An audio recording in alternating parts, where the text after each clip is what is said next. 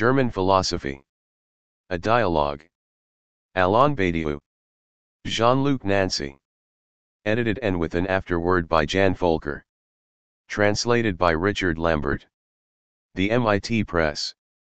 Cambridge, Massachusetts. London, England.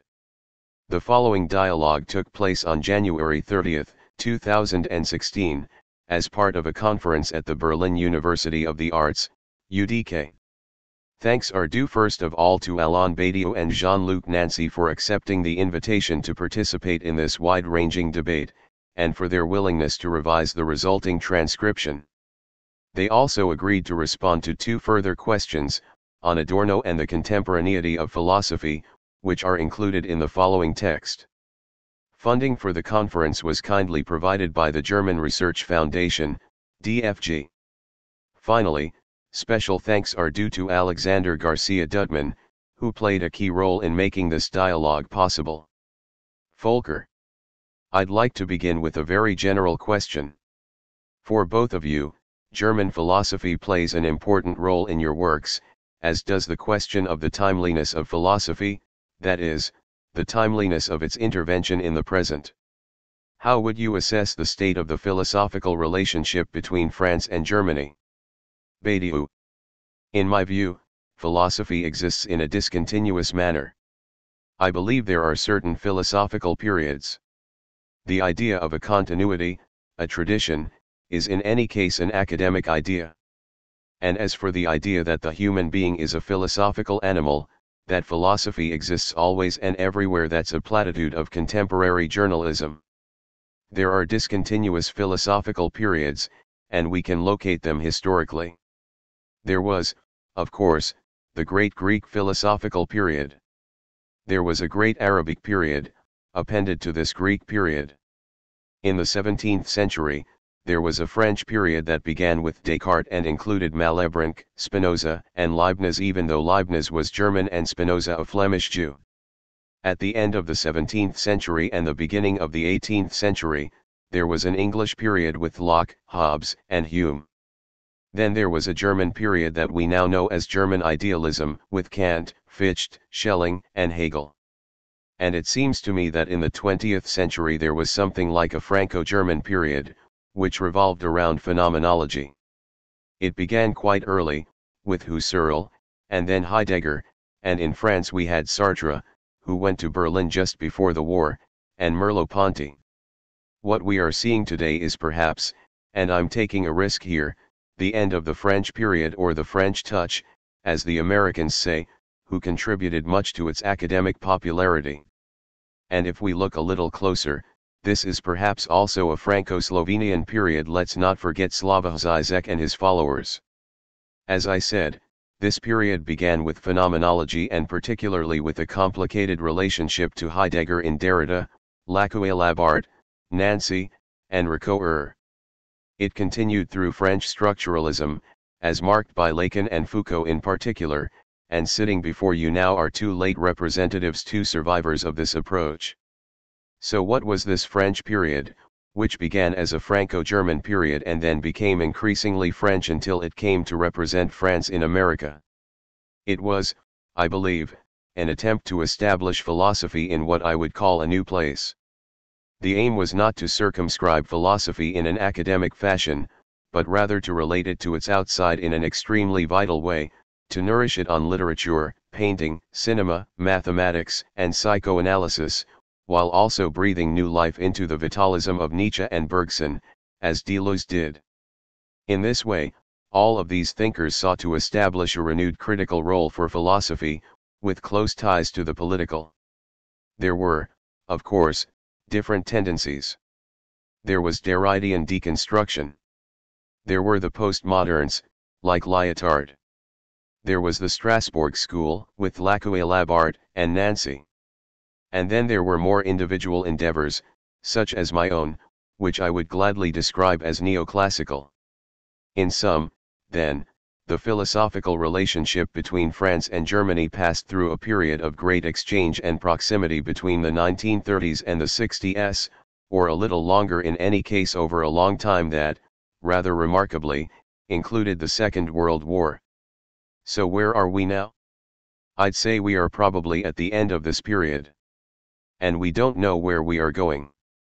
There is great uncertainty about the fate of philosophy in general, especially where the Franco-German relationship is concerned.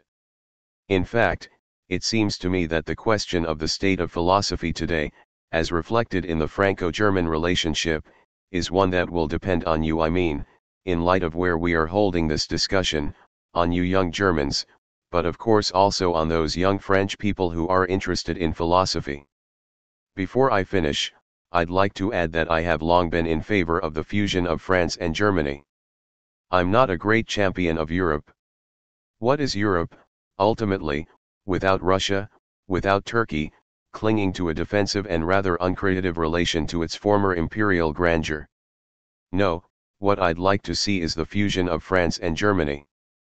One single country, one single federal state, and two main languages. That's quite possible. France is an old country, crushed by the weight of its history, shriveled up and conceited for no reason. Germany, on the other hand, is a very uncertain country. It doesn't know what it is, it's desperately looking for itself, and always has been. If we were to fuse France and Germany, we would put an end to dear old France and give Germany a real youth. And what would philosophy be then? Well, I think it would be truly Franco-German. And that would perhaps be its most glorious period of all. That's my contemporary myth. Nancy. There is first of all a paradox here. We are discussing philosophy between France and Germany, or the Franco-German philosophy of Alain's prophecies, and yet we are French. How strange.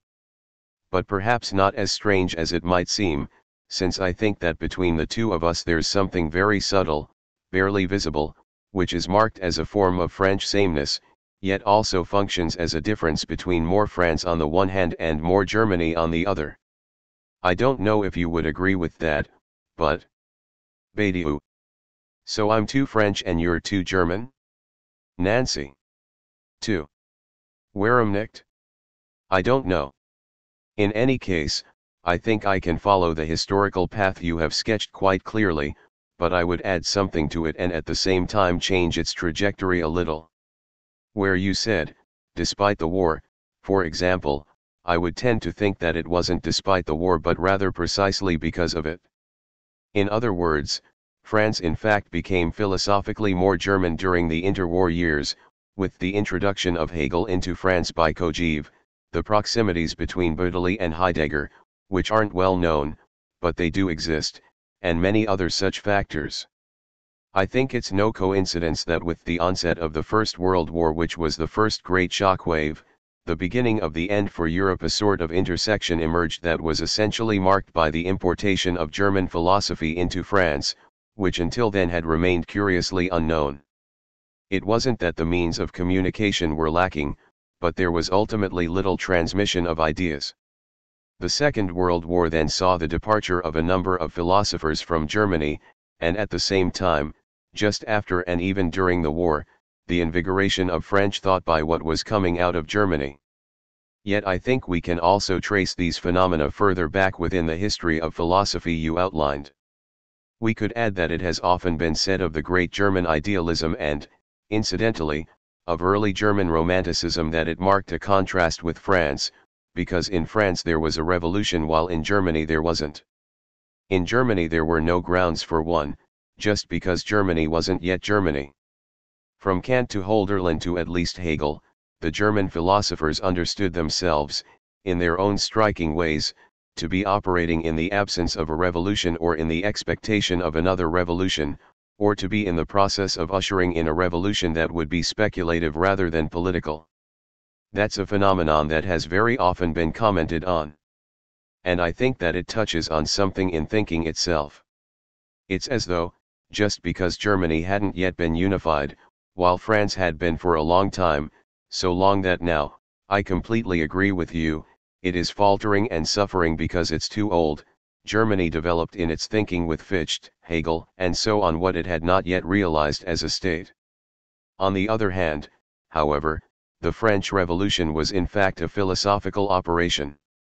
It involved the realization and putting into practice of a whole mode of thinking, while in Germany one felt at least partially powerless before the hypothesis of a revolution, or regarded it from a certain distance. I have to think of Kant here, who on the one hand extended his usual daily walk to receive news of the revolution and on the other declared that we do not have the right to strike down the sovereign. So there is perhaps something important here, since it suggests that the Franco-German relationship has long been a philosophical relationship. And you're quite right, we would of course have to include England too, but then things would become very complicated, since what happens in England also plays a role in the politico-economic context in which this philosophical displacement takes place. I don't want to go into a detailed analysis of that here, that's another question, but what I asked myself before this encounter was this: what key trait can I keep in mind where Germany is concerned? What did German philosophy essentially contribute when it so invigorated French thinking? I would say that there is perhaps something that emerges with, and only with, German philosophy, something that is already present yet barely visible in Kant, and becomes increasingly manifest in Hegel, Schelling, Hölderlin, and then Heidegger, namely, a preoccupation with the idea that the saying of philosophy, its enunciation, the mode of its enunciation, even its voice, if you like, should be present in what is said.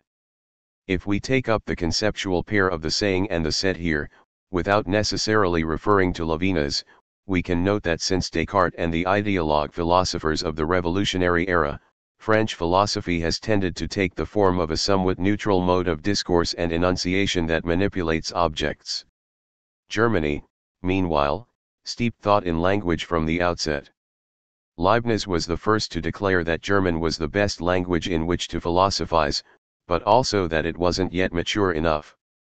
No French thinker ever said anything of the kind. And later we had Heidegger's statements on the advantages of German. I would say, then, that in this Franco-German relationship you put this in a different way, but it overlaps with what I'm trying to say. The German element is more of a saying within the said, which also means that it's a philosophical discourse that is an act in itself, that is already something in its own right. That of course doesn't mean that it is praxis tout court, but that it itself is also a praxis. In that regard, there's someone you didn't mention, and that's Marx. Ah, you did it on purpose. Marx, incidentally, was perhaps the first almost Franco-Anglo-German philosopher. Or rather, in Marx there is both a grand discourse that manipulates objects and a voice that speaks, that wills, that wants to be heard and wants to let an appeal, a certain sensibility, ring out. Badiou. But Marx is so little German. Perhaps he's not exactly a philosopher, either. Anyway, let's leave Marx to one side. Völker. Jean-Luc, in discussing the question of revolution and idealism, you also mentioned Kant. I'd like to pursue this thread a little further. For you, Alain, it always seemed that Kant, as a philosopher of finitude, was a thinker who didn't rank particularly highly in your estimation. Yet one might think that the Kantian refutation of the existence of the whole, the distinction between knowledge and truth, as a distinction between the understanding and reason, and the conception of the idea as a regulative idea might all have exerted a significant influence on your work.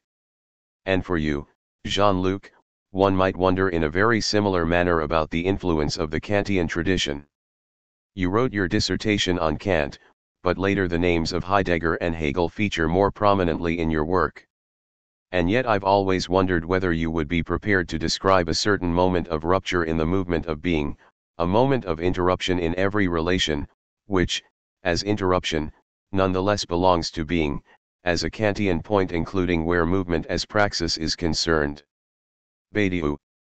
In truth, I don't like Kant. I admire him, he is extraordinarily tenacious and subtle, but admiring and liking aren't the same thing, especially in the terribly discontinuous field of great philosophical oeuvres. I don't like him much, first because I don't like the motif of the limits of reason. Where the critique of pure reason is concerned, I don't like the strictly critical aim, which is to determine the limits of pure reason, of cognitive rationality. I myself hold that reason, including the purest reason, mathematical reason, let's say, is absolutely without limit. Second, where the critique of practical reason is concerned, I don't like the idea of the categorical imperative. I don't think that there is anything purely formal, like the categorical imperative, that would establish the universality of morality from the outset. I think there are of course imperatives, in the plural, that are tied to certain situations and events. But the scope of these imperatives, their matter, and the subjectivity they require, is dependent on the worlds in which they hold sway. And where the critique of the power of judgment is concerned, I don't like the distinction between the beautiful and the sublime, which is the perfect symbol of the romantic touch in all German idealism. One might then think that ultimately there's not a whole lot that I like in Kant, at least in the official Kant, the one reduced to a few slogans. And yet I feel continually compelled to enter into debate with him, to take up his terms again, to speak of the transcendental in my Logics of Worlds, for instance, and to often refer to various Kantian prefaces, introductions, and projects. To be frank, I have an ambivalent relation to Kant, which I could summarize as follows: on the whole, he's a philosopher whose philosophical strategies don't appeal to me. In other words, I don't like the critical project. The idea that it's necessary to find a theoretically negative and practically sublime path between a supposed Cartesian dogmatism and a very real Humean empiricism doesn't fill me with enthusiasm. At the same time, I appreciate, of course, that Kant represents a kind of break, a transition, a new modernity, an admirable achievement. It makes me think of those people in our social circle whom we admire for their tenacity and subtlety, but whose obsessiveness makes them intolerable. That's essentially what I think of Kant, that he's the obsessive philosopher par excellence. Nancy. Except on the day he goes to fetch news of the revolution. Badiou. The one day. On that one day, marvel of marvels, Kant is hysterical. In any case, there are three kinds of philosophers: the hysterics, the obsessives, and the paranoiacs. And Kant is the greatest of the obsessives. I am surely more paranoid, the absolute, the system, and so on. But in spite of everything, Kant's grandeur is for me the almost unbelievable grandeur of the obsessive. Kant is the one who managed to turn his obsessions, his obsession with the limit, his categorical obsession, his superego obsession with the commandment, his obsession with the subtle distinction between this and that, his invention of a whole new esoteric vocabulary, into a new and indispensable philosophical oeuvre. But in everyday life such obsessions are intolerable. Imagine what it must have been like to live with Kant. Nancy. No one did live with him, except his manservant. Badiou. No one ever did. It would have been absolutely impossible. But, you know, a philosopher no one can live with is a problem. Perhaps he would advise everyone not to live with anyone? With Descartes and Hegel, you have the sense, even in the face of their most ambiguous conceptual constructions, that you could spend a summer with them. With Kant, it's out of the question. That's the bad side of Kant's obsessive subjectivity. On the other hand, however, beyond the obsessive constructions and the strategic thematics, there is the obstinate will and prideful modesty of a professor who is both the agent of, and overwhelmed by, a truly extraordinary ethics of inquiry. But I realize I'm speaking of Kant somewhat independently of the question of Germany here. For me, though, the question of Germany, and earlier you indicated why, only emerges later on, because Germany itself only really emerges through a genuinely historical reflection on its own existence as an independent and unified state, as a world power. And this amounts to the invention of a historical romanticism. Kant certainly approached this in his fit of enthusiasm for the sublimity of the French Revolution, but it isn't at the heart of his doctrine. It only begins a little later. Now this question of the historically significant act, yes, you're right, that's the big question, up to and including Marx. This question of the philosopher's engagement, of the destiny of peoples, clearly also raises another big question, namely, what is Germany? And the various responses to it more or less all amount to saying that Germany is the new Greece, that Germany is the homeland of thinking, that Germany is the site of philosophy, all of these nationalistic and megalomaniacal declarations. But at the same time they are indeed new, and they serve to introduce the question of history into philosophy. In doing so, they open up to universal thinking the continent of its historical destiny. But Kant remains a particular case for me, one that precedes the Franco-German question and doesn't directly pose the problem of the historical, linguistic, and political frontiers of thinking. That's why I have an extremely ambivalent relation to him that I don't have to Hegel, whom I see as one of the 3 or 4 absolutely essential figures in the history of philosophy. For me, the history of the vital and concrete relation to German philosophy as such begins just after Kant. Nancy. I can agree with what you say about Kant not really being German. Yes, he's Prussian first and foremost. Prussian and German, those are 2 different things, however important a role Prussia obviously played in the birth of Germany. But I completely disagree with everything else. Badiou. I should hope so. Otherwise things are going to be very calm, too calm. Nancy. You say you don't like Kant. I understand, Kant isn't very likable, he's not the most agreeable company. And that's also because he doesn't yet really write in German, but in what used to be called a chancellery language. He adores the old, stale Latin of the Middle Ages, he loves this scholastic language. There are things in Latin in Kant that are absolutely exquisite, there's a kitsch side to him, but then Kant is fully aware of that. He is one of the very few philosophers to complain about not having the language he needs to expound his thinking. He wishes a poet could come along and do what he is unable to do. There's a passage in the Third Critique where he discusses the possibility of a sublime work of art, and he indicates 3 possible forms that it could take: the didactic poem, the tragedy in verse, and the oratorio. And when he says didactic poem, I'm almost certain he is thinking of Lucretius. Lucretius, incidentally, also inspired many other philosophers, as did the Platonic dialogue in its own way. Hegel, for example, states that we are no longer capable of writing dialogues like the Greeks because we no longer have their great models. So Kant is at least aware that his saying doesn't correspond sufficiently to what he wants to say. So that's one thing. On the other hand, you say you don't like the limits of reason. But there I have to protest. Alain, there are no limits of reason for Kant. The limits of mere reason, the limits referred to in the title Religion within the limits of reason alone, are the limits of a reason that rejects what Kant calls Schwärmerei, religious phantasmagoria. But aside from this project, in which Kant wanted to elaborate a religion that wouldn't fall into such a phantasmagoria, he is the first to admit that reason is impelled by a trieb, that is, by what after Freud we would translate into French as pulsion, though for a long time it was translated as instinct. And what this pushes us toward is what Kant calls the unconditioned. But then that's Badiou. Warum nicht? I don't know what you could object to there. You seem to me the victim of a rather too conventional reading of Kant, perhaps that of a certain neo-Kantianism. For Kant, the limits of reason, that is, the principal object of the first critique, reside in the delimitation of what he calls the understanding Verstand from reason. Now in the first critique, one might of course have the impression that reason is simply being asked to abandon its claim to metaphysical knowledge. But you surely wouldn't be the one to oppose that. And so the self, the world, God, everything falls prey to critique. But what is the sense of this operation?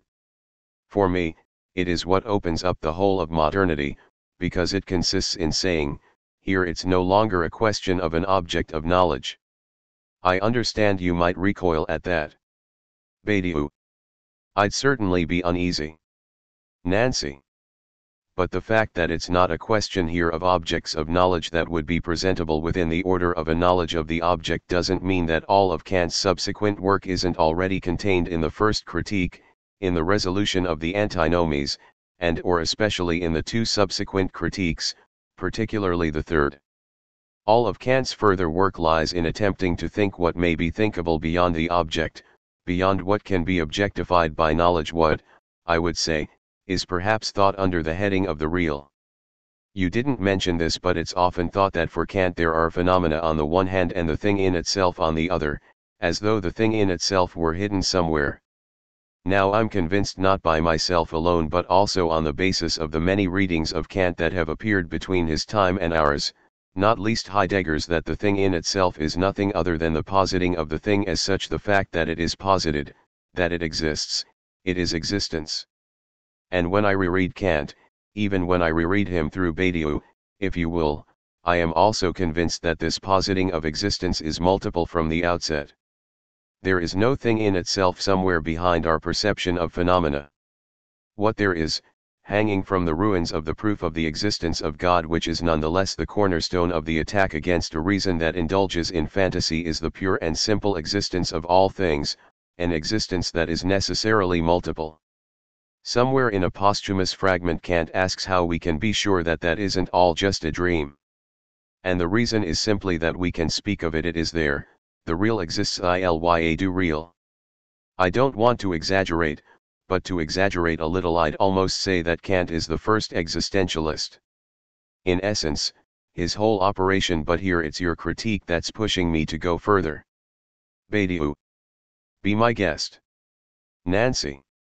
I would say that it is Kant who, after the great period of classical rationalism, that is, Descartes, Spinoza, and Leibniz, and perhaps especially under the influence of the latter, raises the question, in an initial and obviously abstruse form, of a pure reality that is well and truly present and effective, a reality that we come up against and that pushes reason, according to its tribe, to seek the unconditioned, the reason of all things, even though it knows it will not find it. It knows this because ultimately it can only find it in what Kant calls the keystone of the complete system of reason, namely, freedom.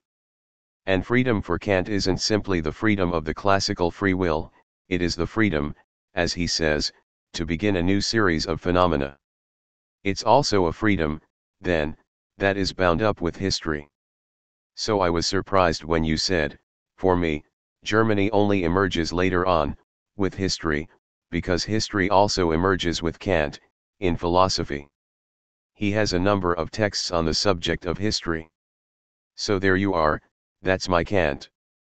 Badiou. Well, that's some difference. But let me just say, what I think is that everything can be absolutely known.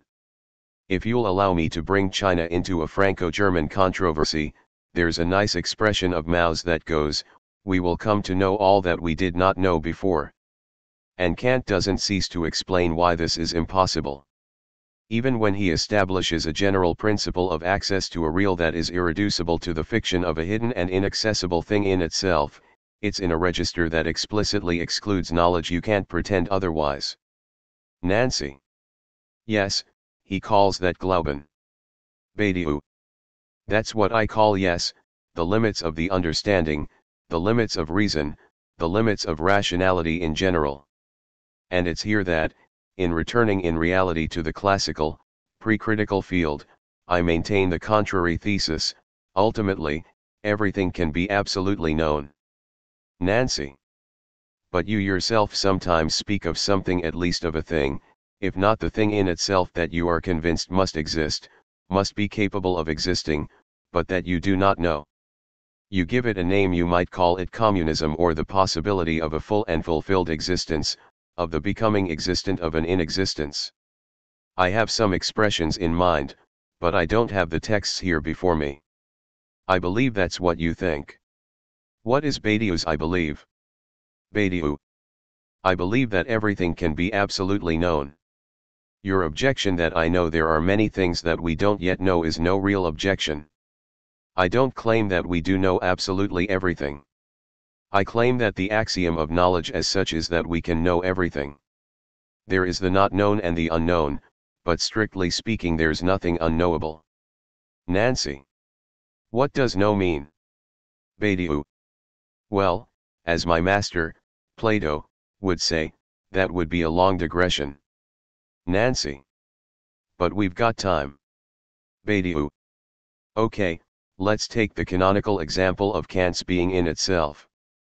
From this point on, all of the sciences converge on the idea that this being in itself, that is, being thought in the pure objective dimension of its being as such, is nothing other than the general system of the possible forms of multiplicity. Now this system of the possible forms of multiplicity is one we can explore mathematically and thereby come to know.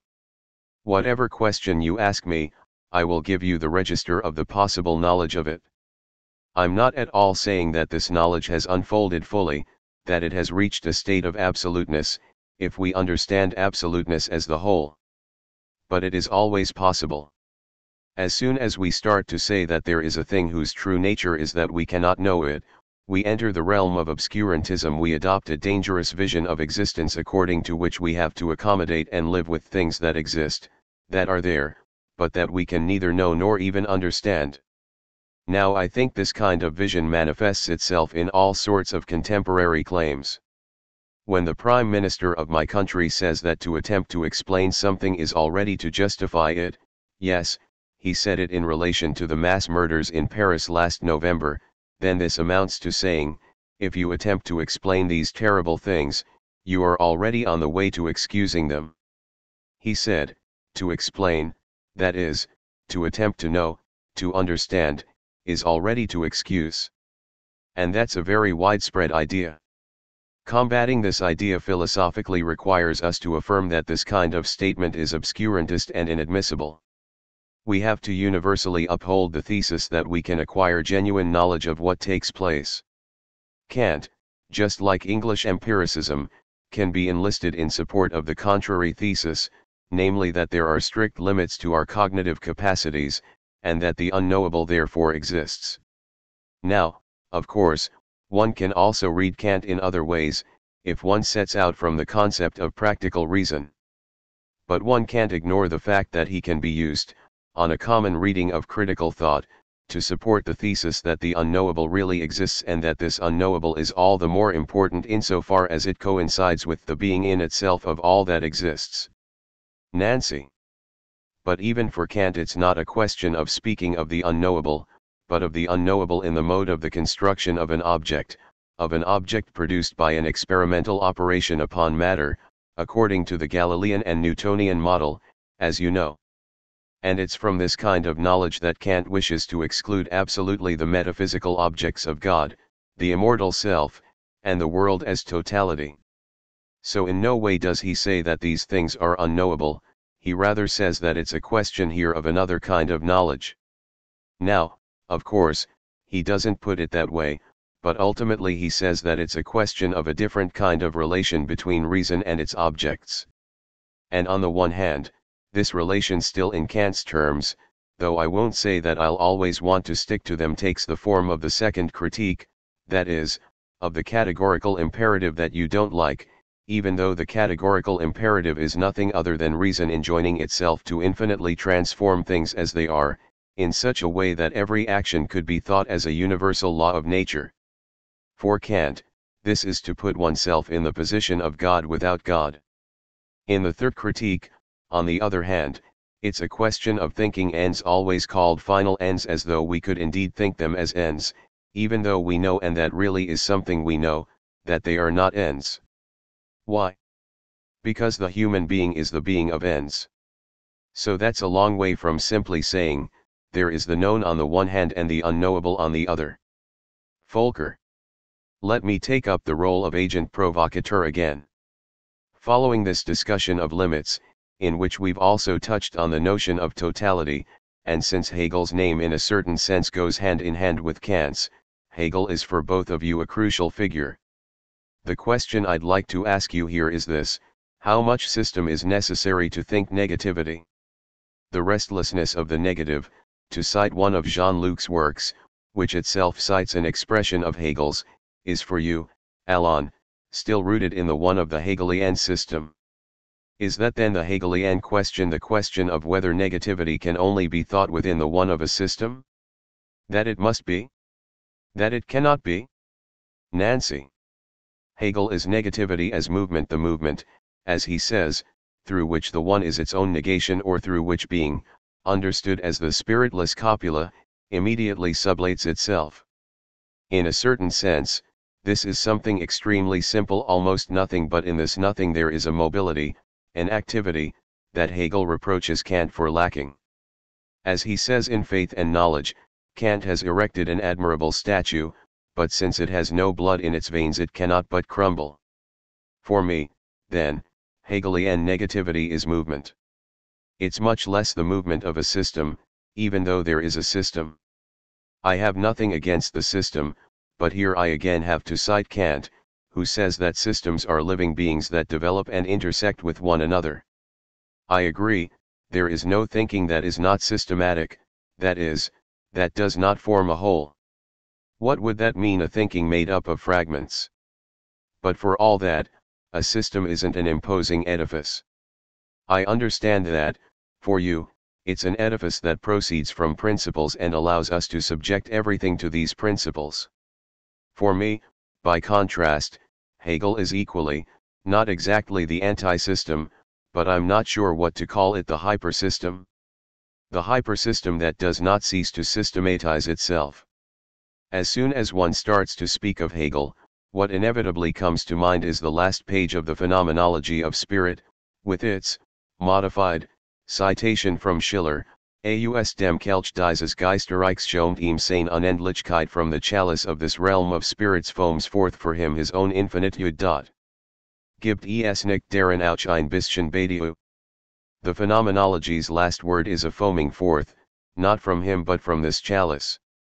There is a totality here, but a totality that proves the totality is not at all a closed totality, but rather one that foams forth to itself as its own infinity. Furthermore, it's certainly true that Hegel played an important role for me in my studies, since through one of those chance meetings or contingencies, I once encountered someone who taught Hegel in France with great passion. And finally, let me add that Hegel represents for me, along with Schelling, and perhaps some others, something that I think is very much lacking in contemporary philosophy and that was known in that era as nature philosophy, the philosophy of nature. Of course, the idea of a philosophy of nature seems a little ridiculous today. Hegel, for example, gives us the meaning of everything, of all the elements, and explains what light is, what a solid is, a gas, a mineral, a vegetable, a living being, and so on. But such nature philosophy is also a way of giving voice to all things or traversing all things through language parole, and that seems to me something that philosophy wishes to do, must do, and tries to do. So there are these two things, then, movement and giving voice to everything. Badiou. I would first like to say that I only have a really passionate relation to three philosophers, Plato, Descartes, and Hegel. For me, that's the systematic concentrate of the history of philosophy. And my relation to Hegel is the complete opposite of my relation to Kant. I like Hegel, really. I like him even in all his moments of madness that you mentioned.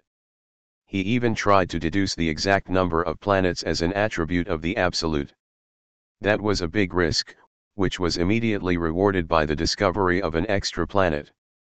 Normally, you would expect that to cause the collapse of the whole system, because there are no purely local parts in the Hegelian system, there is a general interlinking of these parts, and if Hegel was wrong about the number of planets, he was perhaps wrong about many other things, too. But at the end of the day, I like all of that. I like it for the reasons you gave. Because I approve of this movement whereby philosophy traverses all things through what you call, a little too generally, language. That's also how I see things.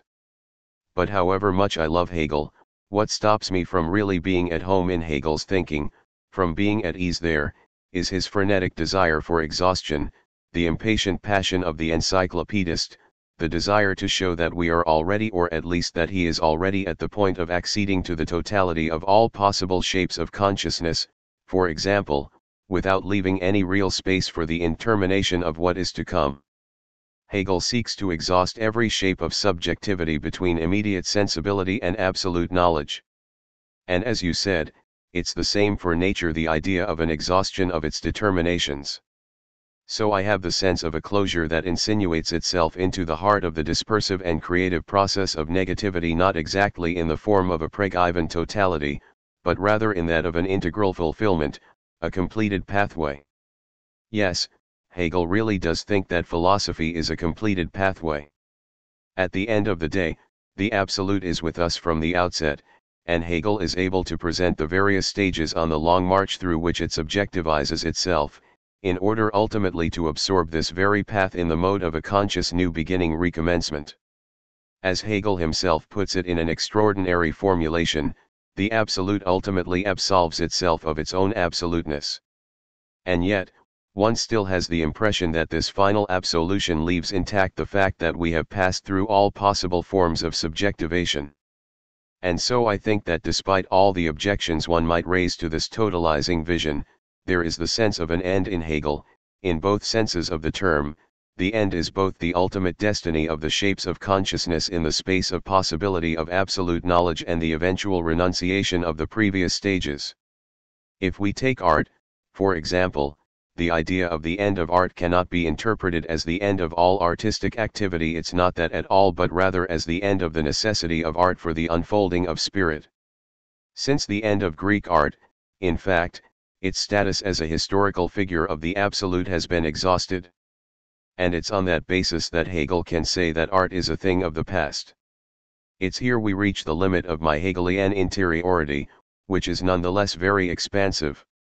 As for the rest, the movement of negativity, Hegel's extraordinary sense of the transition from one thing to another, his incredible reading of history, which he describes in the manner of a brilliant novel, holding us in suspense at each stage, introducing dramatic turns of events within a seemingly global process of determination, while also making monumental errors, which are ultimately unimportant, and showing a poorly justified sovereign contempt, which one can nonetheless overlook, all of that has a considerable conceptual beauty.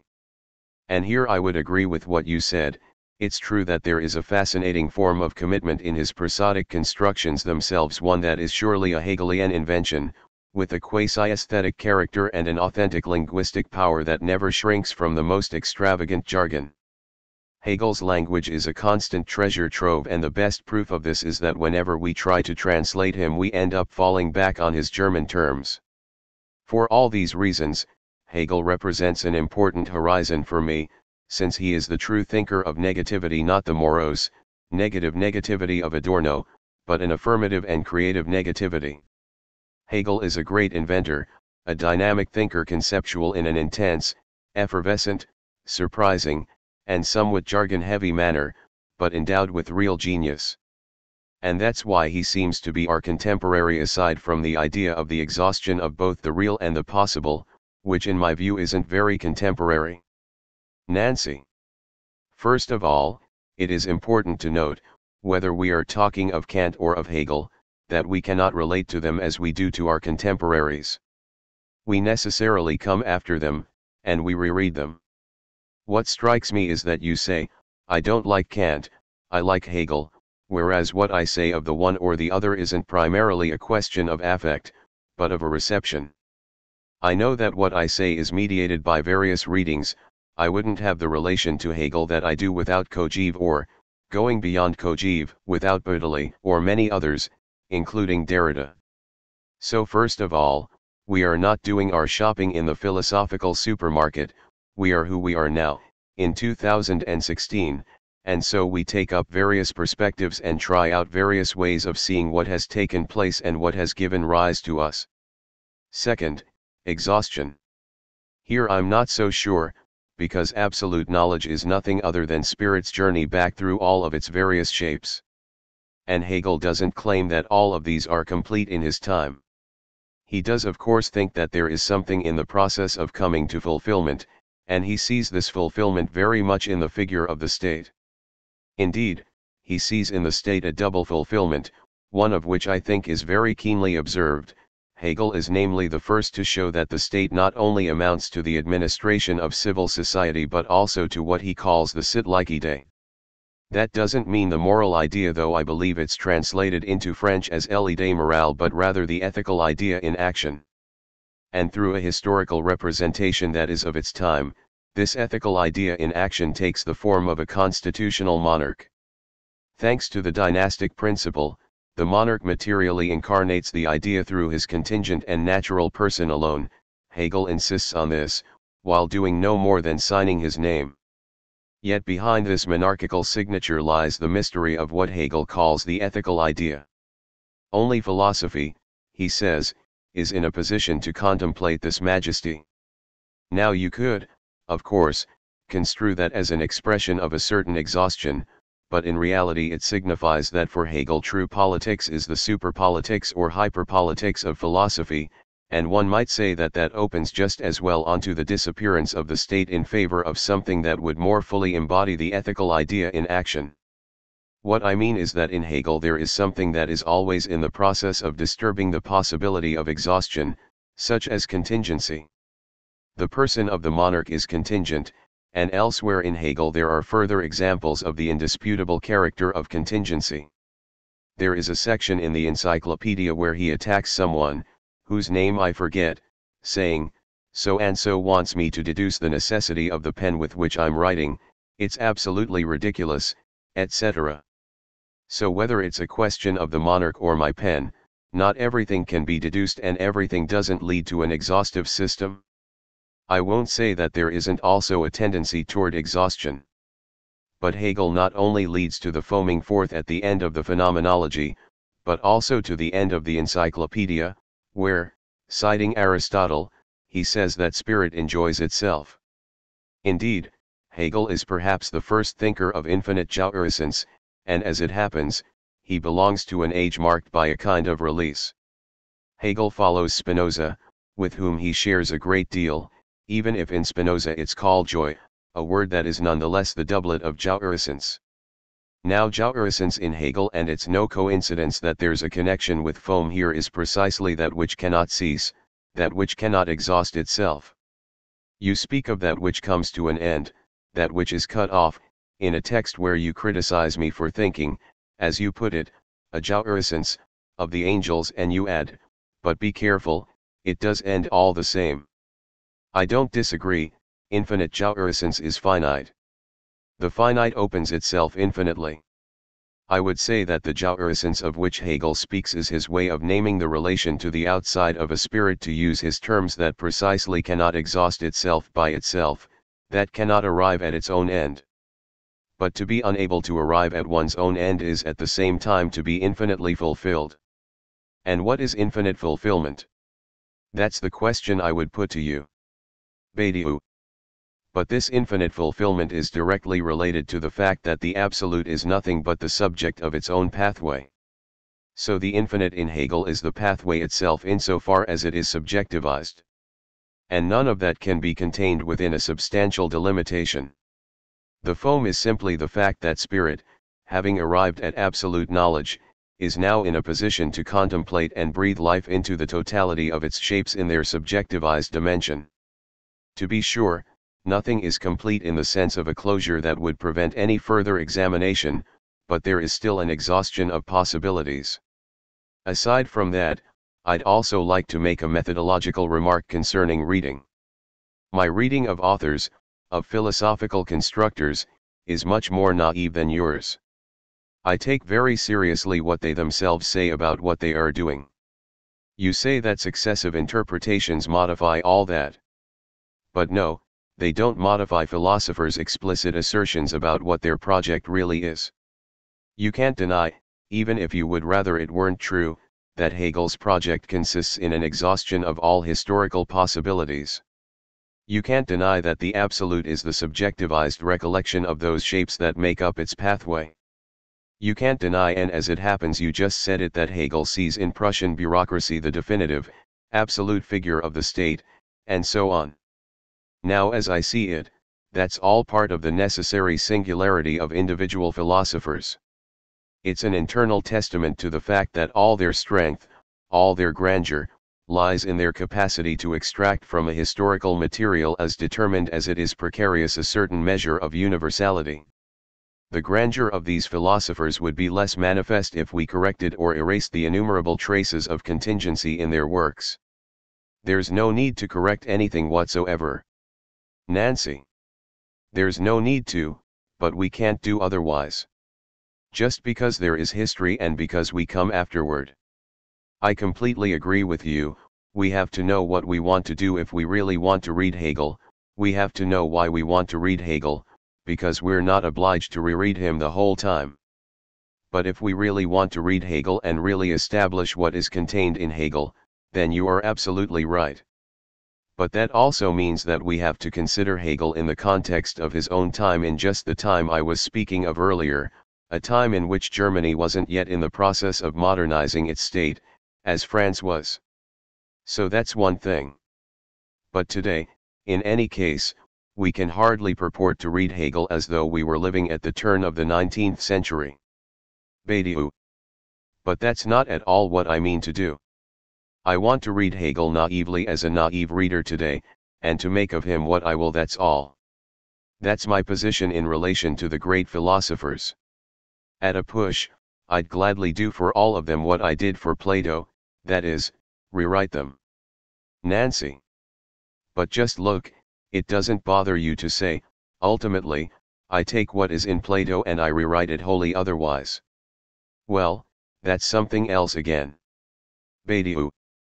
Yes, I rewrite it otherwise on the basis of what I call an effective and naive reading of what, as I see it, he has said in the Greek text I read. It's by no means a sophisticated hermeneutic that would consist in saying, ultimately, what Hegel perhaps really wanted to say, or, there, that's not really how it is, or, we now know, thanks to X's reading, that Hegel is not at all what we always thought he was, or, we know that this naive reading of Hegel, which was perhaps also his own, is untenable. In fact, every time I attack him, you play Hegel's advocate and Kant's too, saying, my dear boy, these attacks are quite unjustified, since if he says that, it's because of his time. In truth, if he had known, he would have said something else. You modernize him too, but in order to defend him. Nancy. Yes, I modernize him, but not in order to say, this is what he was really or truly saying. No, I say, here is what now, after a certain number of. Badiou. All the same, you did say, what he perhaps said. Nancy. Okay, everyone has their moments of weakness. I am guided by the sentiment, and more than just the sentiment, that there is a continuous movement, the movement of history, which, as you said, resulted in various exchanges and intersections between France and Germany, and other countries too. All of that is what makes up history. Now Marx, earlier on I understood you wanted us to exclude him from the debate, but I'll insist a little all the same. Marx says that philosophers don't spring from the earth like mushrooms. So you're not a mushroom, I'm not a mushroom, it's not even certain that we're philosophers. No, it is, let's admit it. And philosophers, like artists and scholars and everyone else, are products of their time. What is their time? It is a particular moment. There are temporal rhythms, and so there are certain moments when something takes on a certain form. Badiou. So they are indeed mushrooms. Complicated mushrooms. Nancy. If you like.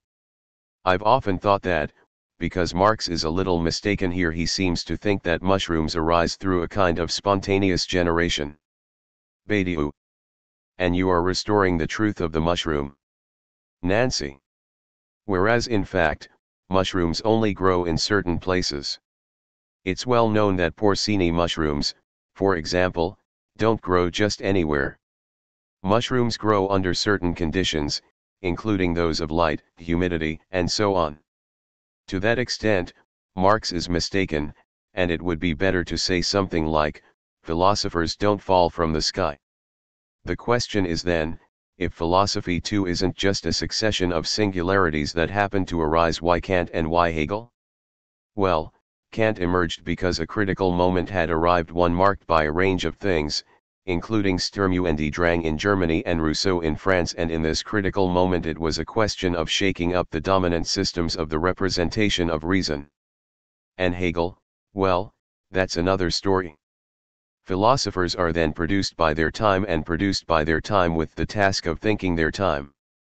That's precisely what Hegel himself says, that philosophy comes along when a form of life is drawing to a close. But what's interesting is that Hegel says that philosophy then paints its gray on gray, so ultimately this whole affair is quite sad. It's sad for Hegel because, as he says elsewhere in the Aesthetics, i.e., his time is bereft of the colors of life. He is then already the first thinker of a form of, I wouldn't say decline, that would be going too far where Hegel is concerned, but, if you like, of exhaustion, since the exhaustion you spoke of is also the sense that something is coming to an end or entering a state of suspension. And gray is the absence of color. In truth, Hegel would like to see more colors around him. Every philosopher is also a symptom. So, you reproach me for modernizing, but that's not what I do. It's rather that I am able, by way of Heidegger and Derrida, to draw out certain threads in Hegel that he himself didn't draw out, and that are also not those that Kojève felt he could draw out. Völker. One name that has mainly been present through its absence so far is that of Marx. Jean-Luc, you once described Marx as a powerful machine, one that managed to measure the whole field of its epoch, while also showing how capitalism produces its own transgression in the form of jouissance. And for you, Alain, Marxism, rather than Marx, is essential for the second sequence of the communist hypothesis, but you have also said that we are now in a similar situation to Marx before he wrote the manifesto. From a philosophical and contemporary perspective, then, to what extent is the practical difference that Marx introduced into philosophy lacking today? The question would then concern the absence of Marx. Or does Marx rather denote a difference internal to philosophy? Badiou. Yes, for me it's difficult to describe Marx straightforwardly as a philosopher. To be honest, I have the same difficulty with Freud. And I think that in both cases it's tied to the fact that their thinking is explicitly oriented toward a definite praxis. Not praxis in general, which after all is a concept, but a definite praxis. Marx uses philosophical links or philosophical sources, but his aim is in no way to produce a philosophical oeuvre. It is rather to participate in the class struggle of his time, to draw the appropriate lessons from the failure of the revolutions of the 1840s, and to establish and guide a workers' international, all on the basis of a critique of political economy. Furthermore, it's well known that Marx gives a critique of philosophy in general. Thus far, he says, philosophers have only interpreted the world, whereas the point is to change it. As he sees it, this requires a rupture.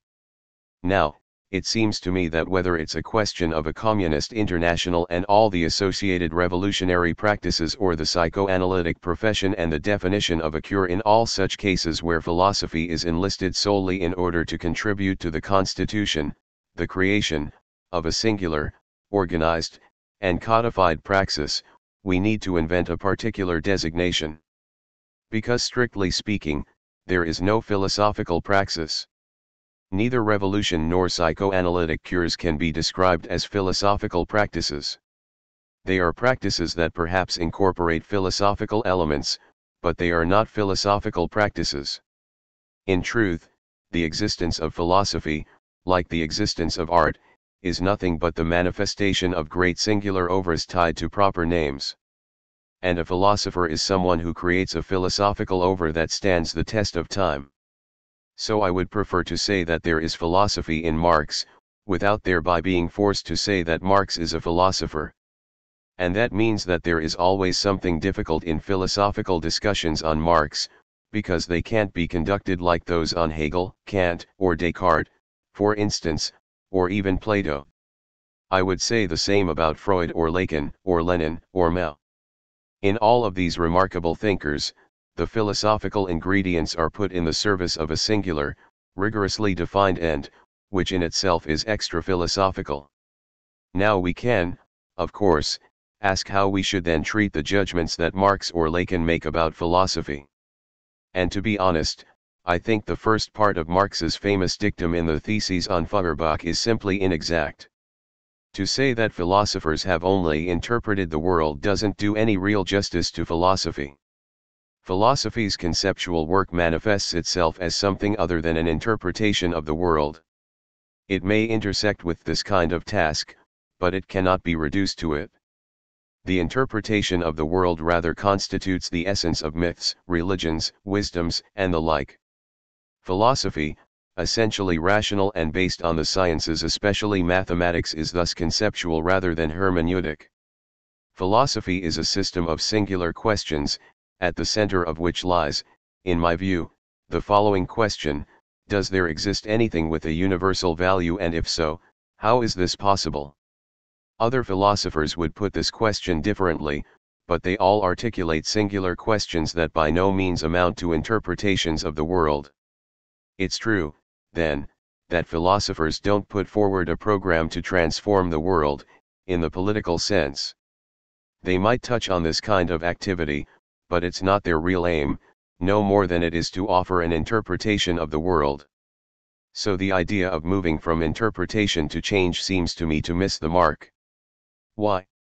Because it's a judgment made within the context of a political polemic, in which Marx is settling accounts with the old, rabidly conservative Hegelians on the one hand and Feuerbach, who lacks an analysis of class, on the other. To sum up, then, I would emphasize 2 points. 1. Marx isn't strictly speaking a philosopher, even though he makes use of philosophy. 2.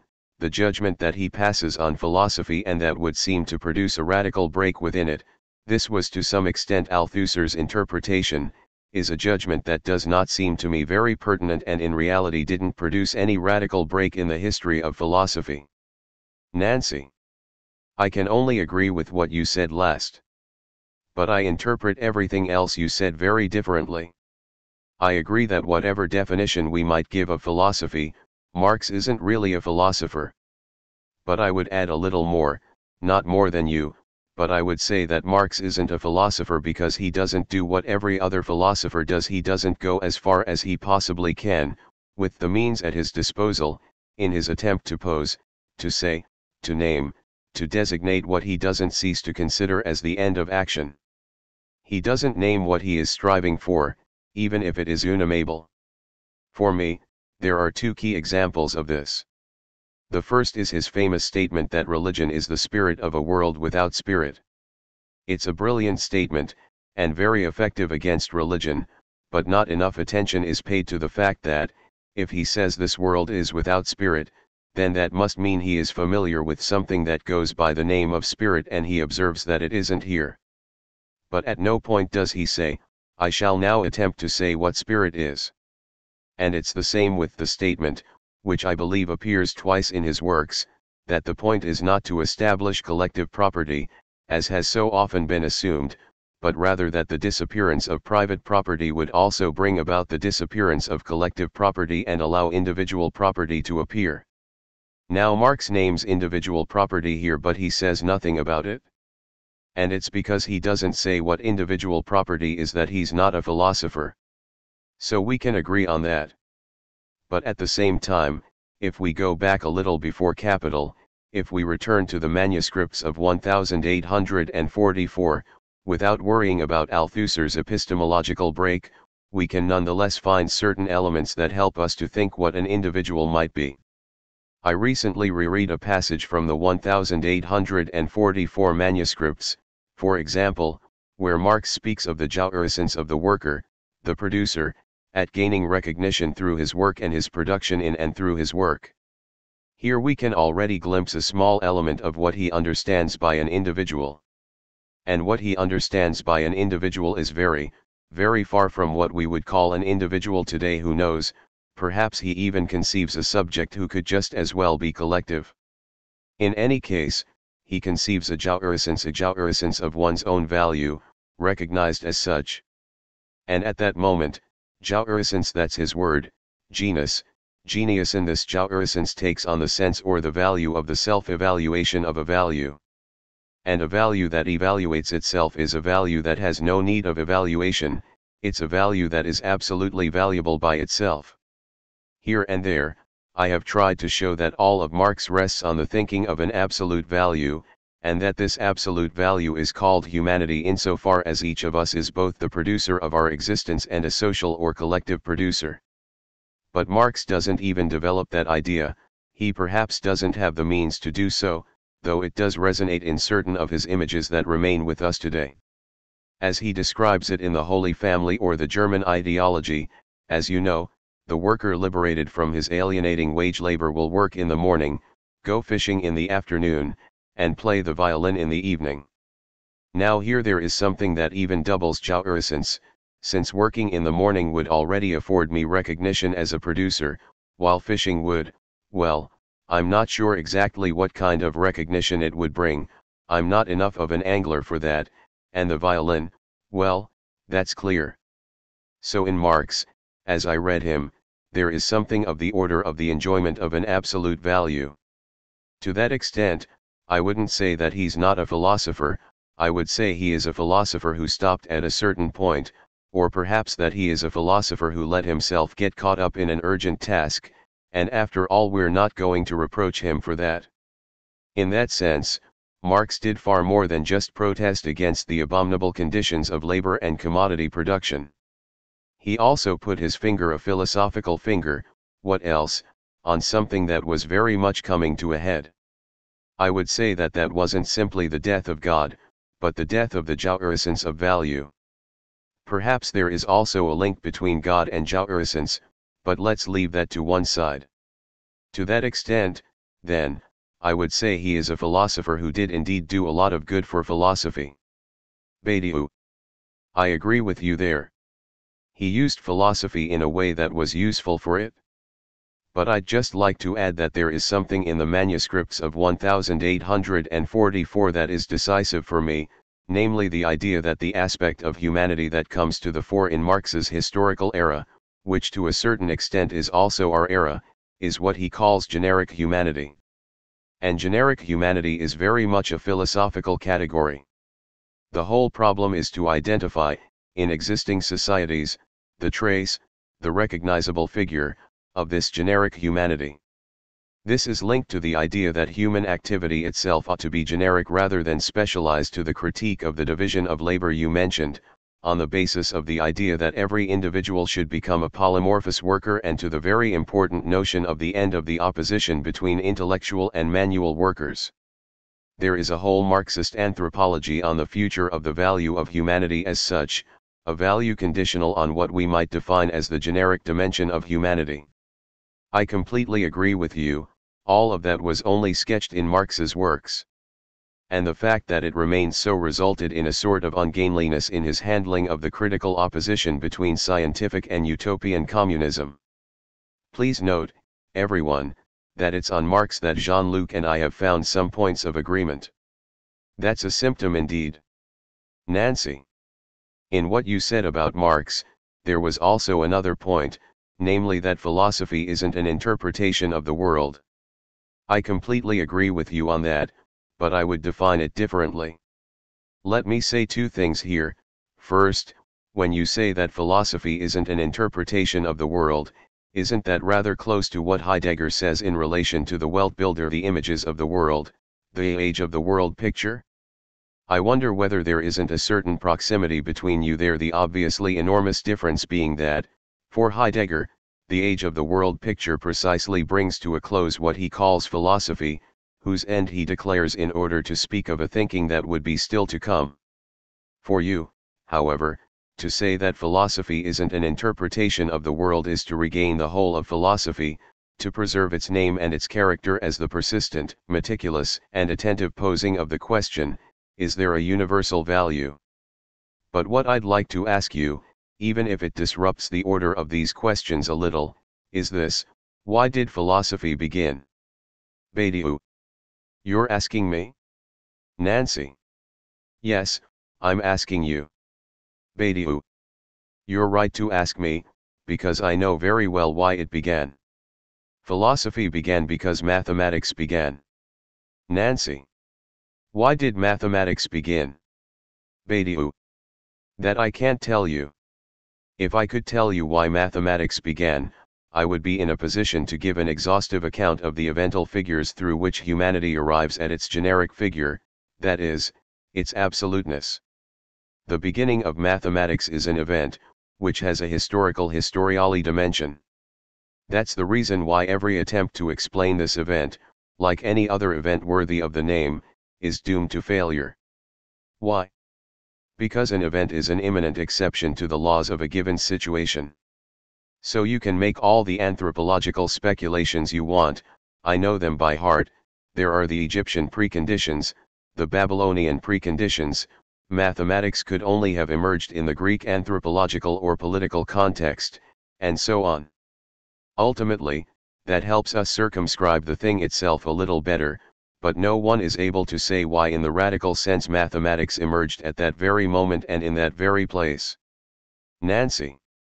Sure, but I'm not asking why in the radical sense, but just a regular why. Because, as you said, there are the Egyptians, the Babylonians, and all of these factors, and then at a certain moment there is mathematics as such. Everyone agrees on that.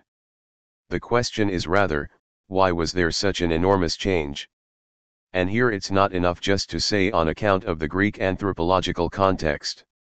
Because Greece itself represents the birth of mathematics, philosophy, politics, but this birth takes place because a world has changed. Badiou. Clearly. But since you can't distinguish between the fact that a world has changed and the nature of the change in this world, we fall back on the evental. So I'll ask you why the world changed at that very moment. Nancy. And I'm going to tell you. Badiou. You're going to tell me. Nancy. Because the gods departed. You speak of Egypt, you speak of Babylon, you might well speak of everything that came before that. You speak of a still theocratic whole, and there were several forms of it. That brings to mind Braudel's remark that everything before the 9th century BC is obscure for the historian.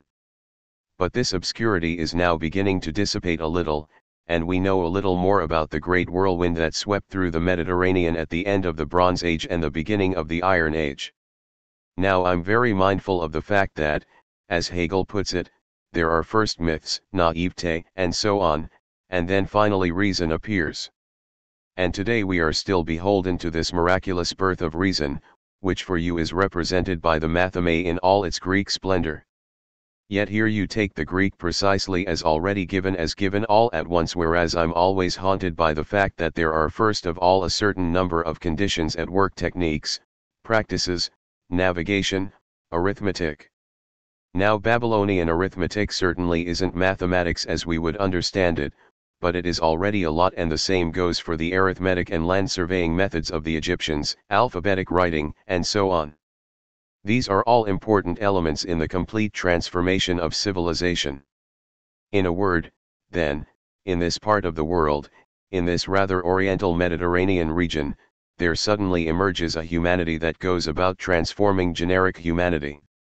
There is a humanity to whom it is no longer given, and here I won't even name what it is that's no longer given: sense, truth, whatever you will, it's no longer given. And then we see the birth of mathematics, politics, and philosophy. And we mustn't forget. Badiou.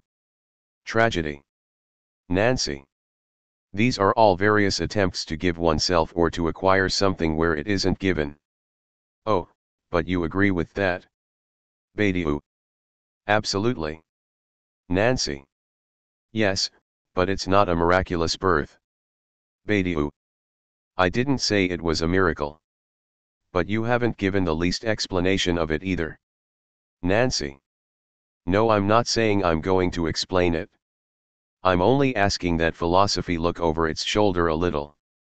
Because I think we shouldn't cease to reflect, if not as an explication, on the fact that at a certain moment the given world, which, I forgot to mention, also included human sacrifice, came to an end, and from this moment on, from this event, which was in itself multiple, there emerged what we know today as civilization.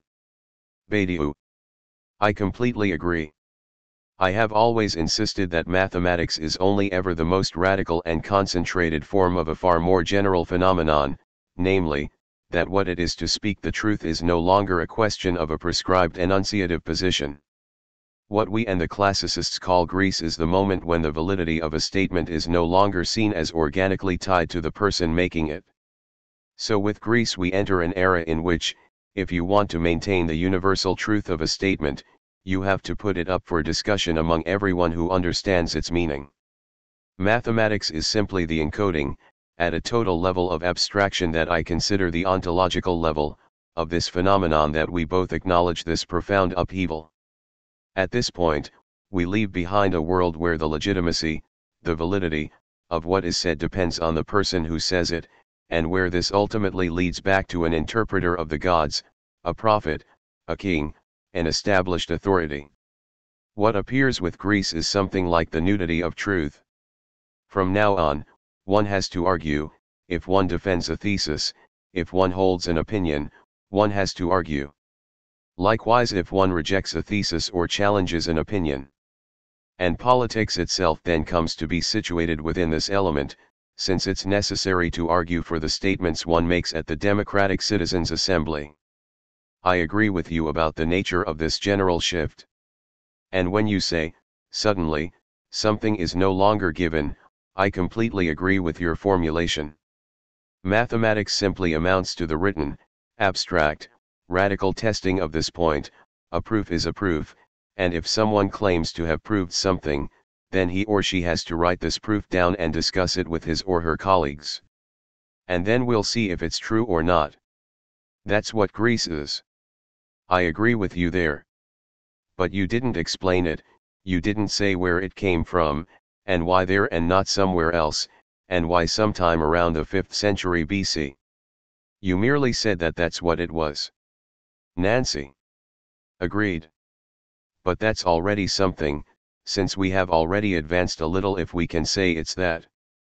But it also seems to me that the whole endeavor to give oneself what is no longer given, that is, the endeavor to speak the truth, to achieve verification, is accompanied by a diffuse sentiment that I don't know how to name but that perhaps also derives from the experience of loss, of the absence of something to such an extent that even in our time the fact that it isn't given continues to trouble us. But it seems to me that in pointing to the possibility, and not only the possibility, of the impossible, since ultimately one could summarize the orientation of your thought in that way, you compensate, as Mallarmé says, for the lack of a point of departure. And if this point of departure lies in the subtraction of the given, if this point of departure which it truly is, and which for us has withdrawn, absolutely, indefinitely, insofar as God or the gods are really dead, then it's not Nietzsche, nor Jean-Paul, nor Luther who invented that, there were already Greeks who said the gods have departed. And even in Plato names theos in the singular, at least in the Theaetetus, where it said that one should flee toward the theos, which was translated by the Jesuits as God, while the secular translators opted for God, and more recent translators the divine. What I mean is that, with the advent of this anonymous or metaphoric theos, the gods have already vanished. Badiou. Since the Greeks, I think that the gods, in many different manifestations, haven't ceased to die and to rise again, here and there. Nancy. But if they really have risen again, there have also been many false resurrections. But doesn't that also mean that the task of philosophy cannot simply be to rediscover or reach a point where it will be given again?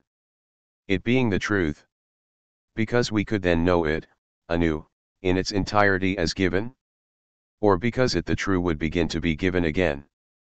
Badiou. I think that the task of philosophy is to find rational and shareable protocols so that humanity isn't poisoned by its mourning of the death of the gods. Nancy. Because Buddha's shadow remains before his cave for 1,000 years, as Nietzsche says? Badiou. Exactly. But the point is not to try to make up for the loss, but rather to habituate humanity as a whole to the fact that its own creative constitution lies in the element of this loss, and that's not the same thing. Philosophy, as I see it, amounts to the organization of a mourning that genuinely paves the way for forgetting by establishing itself in loss as in the natural element of its own existence. The genuinely creative element is one in which a shared and shareable universality is possible, precisely because the gods are all dead.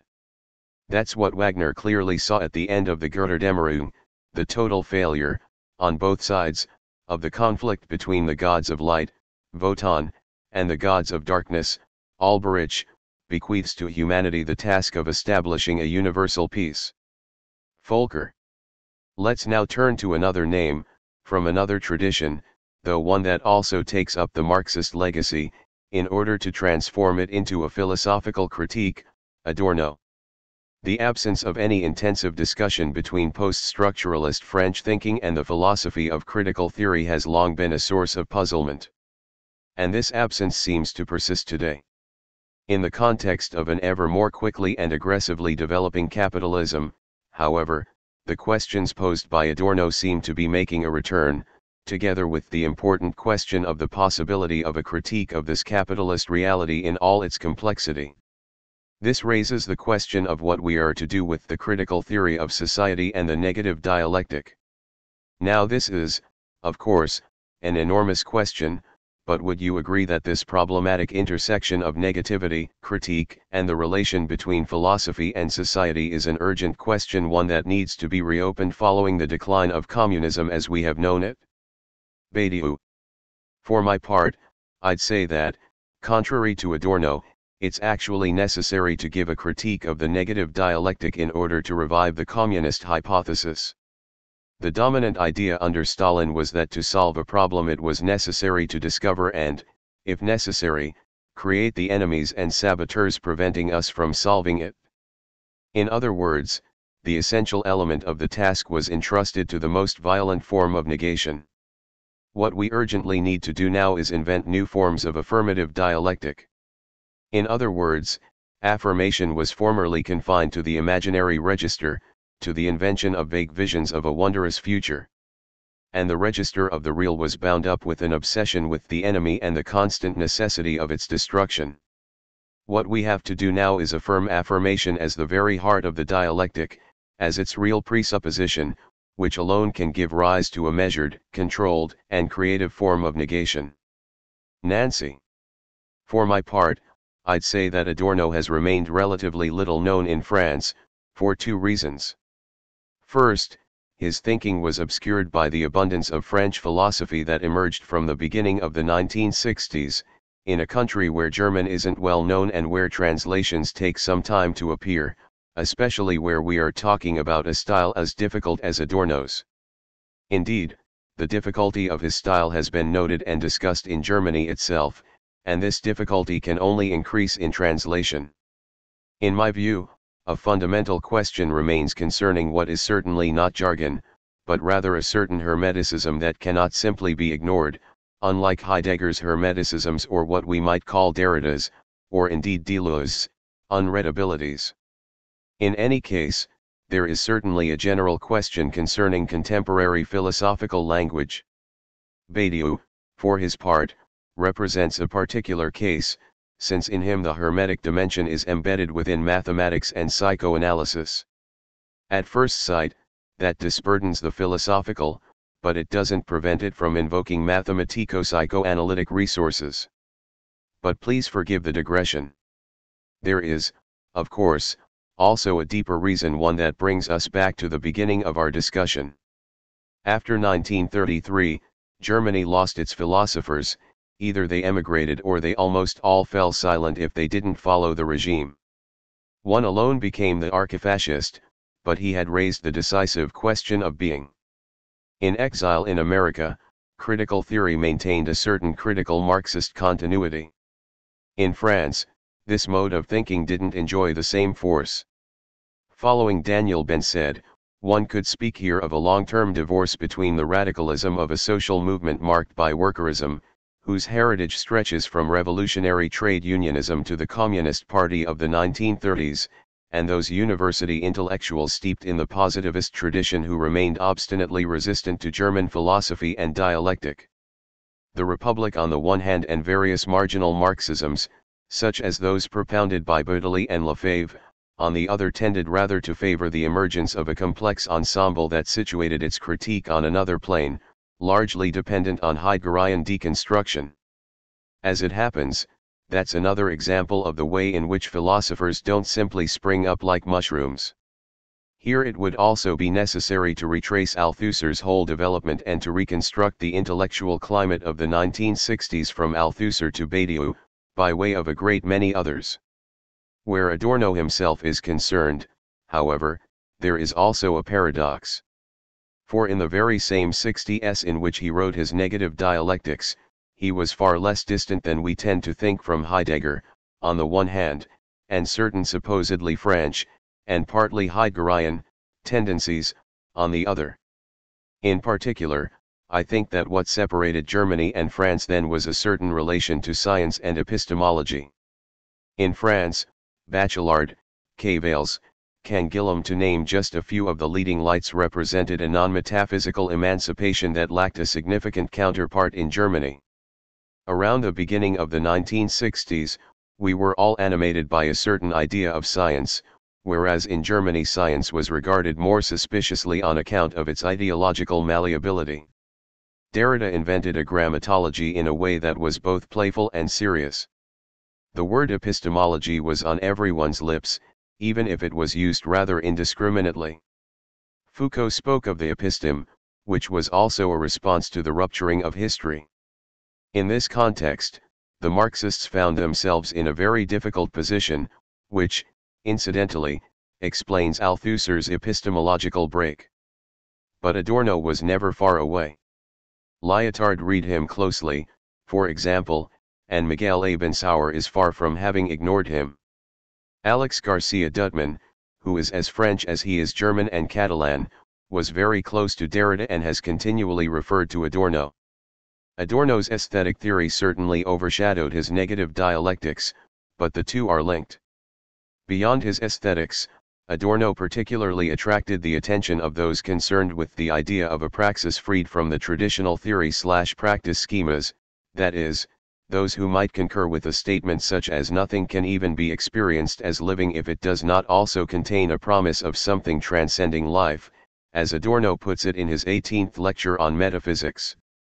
Now I know that the words life and transcending will immediately cause certain post-structuralists or postmodernists, to use these rather simplistic labels, to recoil. What separates France and Germany between the 1960s and the 1980s is a marked difference in the confidence placed in words. Although both sides had an uneasy and sometimes tortured sense of the exigency of words, their weight, their risks, and their insufficiencies, the French developed a pronounced taste for lexical suspicion or for invention, in the manner of Deleuze or Derrida, for instance, and for the creation of styles of philosophical expression. In part, that's a Heideggerian legacy. As I suggested, Adorno also developed a certain style, yet it was more syntactical than lexical. Be that as it may, let me conclude with the following word: to transcend. If there is anything that ceaselessly questions Franco-German or Germano-French thinking, it's this. Alain won't agree with me on this, but I would say that his immanence transcends itself quite manifestly.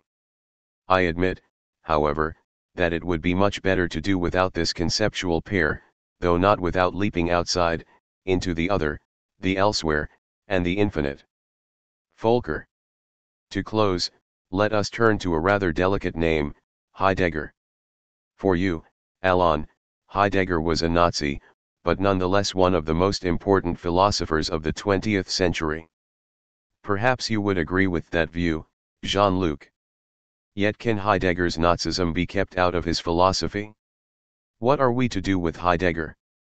And a further, related question, is it possible to conceive a fascist philosophy? Can thinking not only be corrupted by but also be fundamentally oriented around the idea of the primacy of a people or a race, even in its conception of being and its appearance? Finally, does the name Heidegger mark a certain displacement in Franco-German philosophical relations, a displacement that doesn't cease to displace itself? Badiou. Regarding Heidegger, I'd just like to say three things. First, Heidegger is the one who brought the question of being back into the space of contemporary philosophy. It was a question that, especially under the combined effect of the Kantian critique and the positivism dominant in the 19th century, had been forgotten, lost. Yes, that's one of the damaging consequences of Kant that you don't want to acknowledge. It was Kant who, with the appearance of the greatest rigor, said, let's not trouble ourselves with the theoretical question of being qua being, since theoretical thought can neither clearly formulate this problem nor resolve it. Okay, let's not reopen the question of Kant. In any case, the great Heidegger brought back the question of being. He brought it back, of course, as both a complex and circumscribed question, but also as a question enclosed within a German heritage. Which means that he brought it back as an essentially historical question, and not simply, or indeed at all, as an epistemological or philosophico-conceptual question. For Heidegger, the question of being ultimately becomes something like the secret organization of human historicity. Now I have to admit that the Heideggerian jargon denounced by Adorno had an extremely important influence on me. I think that it was right, necessary, and imperative to bring the question of being qua being back to the surface of philosophical thinking. Even if my approach here is quite different from yours, put very crudely, mathematics contra history, I would say that Heidegger's restoration of the question of being to the surface of elementary philosophical concerns was and remains an essential gesture. The second point is that, in bringing back the question of being, Heidegger introduced a form of torsion into the phenomenological heritage. In a certain sense, he exceeded the pure Husserlian figure, which remained in some respects dependent on psychology, as Sartre's use of it made clear. Husserl tied hermeneutical questioning to the constitutive configuration of the subject not at the level of the transcendental categories, as in Kant, but rather at that of intentionality and temporization. Heidegger then leaves behind the epistemological and psychological question of consciousness in favor of a question that he formulates as the question of Dasein, which is both larger and more incisive, precisely because it is connected to the question of being. The third point is that all of this powerful speculative material was exposed by Heidegger to an identitarian catastrophe. I would agree with you in speaking here, in relation to his German nationalism and crude anti-Semitism, of the banality of Heidegger. He was really a conventional German anti-Semite. But for me his major theoretical gesture, his contemporary reaffirmation of the question of being, is not effaced by the socio-political personage of the minor, provincial, anti-Semitic professor who believed for some years that Hitler was preparing for Germany, and so for Professor Heidegger himself, a destiny that could only be compared to that of Parmenides's Greece. Nancy. Things are extremely complicated here, but perhaps first of all I would say that it's not enough just to say, Heidegger, a great moment of thinking, the question of being, but otherwise, and that shows a fault or weakness, no. That's not enough. On the one hand, yes, that's how it is. And that could be illustrated by a posthumous fragment of Bödeli's that I like very much, where he says, ultimately, Heidegger and I are talking about the same thing, but the difference is that he is a professor. Bödeli puts it less aggressively than you, but it's still very aggressive on his part. But when Bödeli says, Heidegger and I are talking about the same thing, what does he ultimately mean? I think we can capture that with a word that looms large in Bödeli and in your own work, and that many of us in fact share today, the impossible.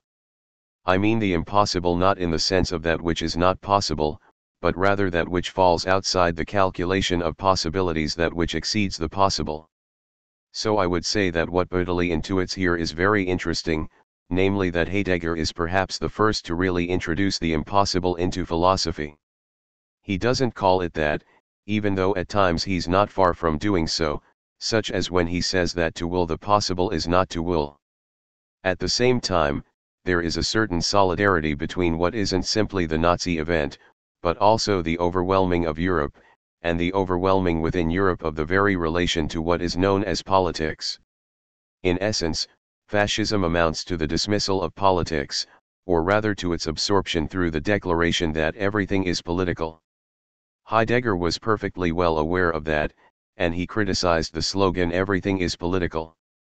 He didn't simply commit a great blunder, as he himself said, and one that would be the product of a rather narrow mind. There is something else at work here. Heidegger resonated with his time, his whole time. That's why he raised the question of being. And we have to add that he was a Nazi. Yes, we all know the photo with the insignia. He was in the party only, very quickly, he became a hyper-Nazi. Philippe Lacaille-Labart called him an archifascist, and a hyper-Nazi, which would be even worse. And yet at the same time, there's also something else. I'll leave to one side the question of anti-Semitism, which is in fact the question of banality there, agreed, things really plummet. But when we read the same black notebooks that contain these anti-Semitic statements, when we read the Beitrag, we find I don't know quite what to call that an extraordinary form of philosophical hyperbole. And today, when we are beginning to gain a little distance from Heidegger, we can only say that he already condemned what we are now confronted with. Aside from the question of technology, perhaps, he posed questions that haven't been discussed since, questions that neither you nor I have discussed, because it's extremely difficult to do so, but which I think we philosophers should really try to discuss today. Heidegger clearly saw something, and though his thinking on technology is always reduced to the exploitation of nature as a stock, it's not that simple, since he himself says that technology is also the last sending of being. I am not at all saying that we should forget the anti-Semitism, absolutely not. But we also mustn't forget that Heidegger wanted this text to be published. And we mustn't forget, too, that in the black notebooks there are many things that are sometimes unbelievably hysterical. We sense that Heidegger is distraught, since he really does have the feeling that the world is falling apart and he wasn't the only one at the time. Second, then, being. Yes, absolutely. Except that what seems to me most important in Heidegger's formulation of the question of being is that he demands, though he writes it infrequently, because it's not very workable, that being not be treated as a noun, but only as a verb, and that this verb be understood as a transitive verb. And I have to say that that's something I can't shake off so easily. How are we to articulate, is, it is, that is, that is, that is not, but that allows to exist? There is a section in Was ist das die Philosophie? Where he says that we could perhaps attempt something similar with lesen in the sense of gathering and of course reading. Being equals gathering, reading. In the Anaximander fragment, and again in the most recent volume of the Black Notebooks, he also says that being braucht beings. Brauchen means both to use and to need. And in the Anaximander fragment he comments on a form of brauchen that he himself takes as a translation of the Greek word krion, and he also uses frui, früher, which he sees as equivalent to brauchen in Augustine. And that yields, being enjoys beings. So we are back to jouissance again. To enjoy something, is that strictly transitive? Let's say it is, let's take it as a transitive form, being enjoys beings. I'm not sure what to say about that. Yet there is something here, and I know I'm moving farther and farther away from you, that seems to me highly inspiring. And this inspiration, which for me is extremely strong and right just, is also that which perhaps runs up against Heidegger's political and more than political errancy in his attempt to grasp this, that the totality of beings, that all that there is, and that is still what interests us other philosophers, is itself transfixed, if you will, not by a subject, nor by a substantivized being, but transfixed, enjoyed. And here there is something that at least contains a philosophical appeal I can't ignore, though of course I don't understand it. I don't even know why Heidegger himself continually falls back into using the noun being, in the form of seen with a y. Sometimes the cross he uses to strike it out returns in the 4th volume of the Black Notebooks. But in Heidegger there are certain curious internal contradictions between being is not, being under erasure, being with a y, which is intended to give voice to something at the heart of every concept, every substantivization of being, but which nonetheless functions as the subject of a proposition, and being taken strictly as a transitive verb. Badiou. The extraordinary difficulty of ontology is that one has to be coolly convinced that an effective thinking of being requires us to acknowledge that being is wholly indifferent to what happens to us. When being was thought in terms of the gods, the latter were fundamentally concerned with what happens to us. Look at the Christian God. He goes so far as to die on the cross to save us. Being in Heidegger's sense also lies at the heart of the destiny of humanity, which forms one of its epochs. It's clear, then, that the positing of being as absolutely indifferent to what happens to the featherless bip being as the multiple form of all that exists and occurs, without privileging anything whatsoever, is a rupture that remains to come.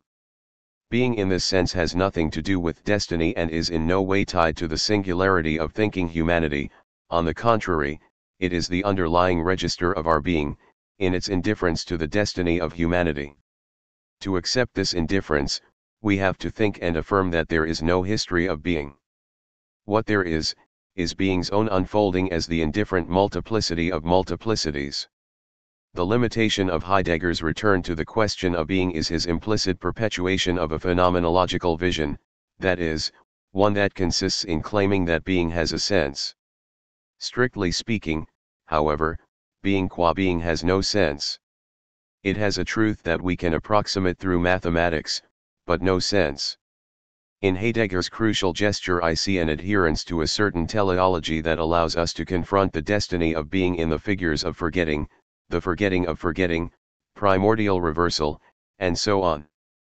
But in my view that's all a neo-religious fable, since the truth is that being has no particular concern for our own destiny as human animals on a medium-sized planet, orbiting an average-sized star, in a very ordinary galaxy. And the thought of being qua being is in the form of modern set theory, for example the epitome of a thinking that is disconnected from what happens to us. What matters here is to examine, in a way that is ultimately both rational and disinterested, the possible forms of any multiplicity whatsoever. And yet, it was only in a space opened by the Heideggerian question that I was able to arrive at this mathematical vision of the indifference of being. Nancy. Yes, but I find that the more you speak, the closer you come to Heidegger himself. If Heidegger says that being enjoys beings, is that not precisely to say something about the indifference you're speaking of? Badiou. I don't really see. Nancy. But yes, because it means that, since being isn't a subject and doesn't produce, it is jouissance. Let's keep this word for a moment. It is the jouissance of the multiplicity in its. Badiou. But what does jouissance have to do with anything? A differential equation doesn't really enjoy anything. Nancy. Yes, but so much the worse for it. Badiou. Absolutely, so much the worse for it, and for us, and especially for your jouissance. Nancy.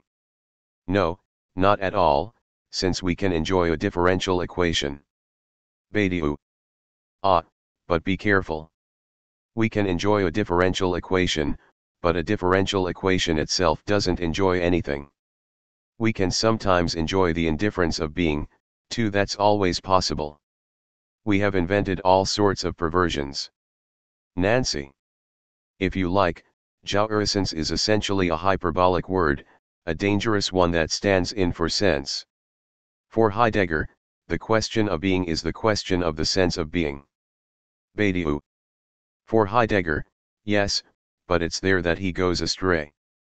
The question of being, on the contrary, amounts to finally working up the courage to rationally confront what has no sense. Previously, in the Heideggerian tradition, what had no sense was practically intolerable. It was the absurd, it was the terrible existential operation of confronting nonsense, it was Sartre's nausea.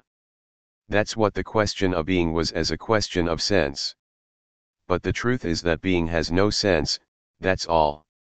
It is what it is, insofar as we can rationally and disinterestedly elaborate a mathematics of any multiplicity whatsoever. There is neither jouissance, nor sense, nor anything else of the sort. There are cleverly coded forms of writing, and that's all there is. Nancy.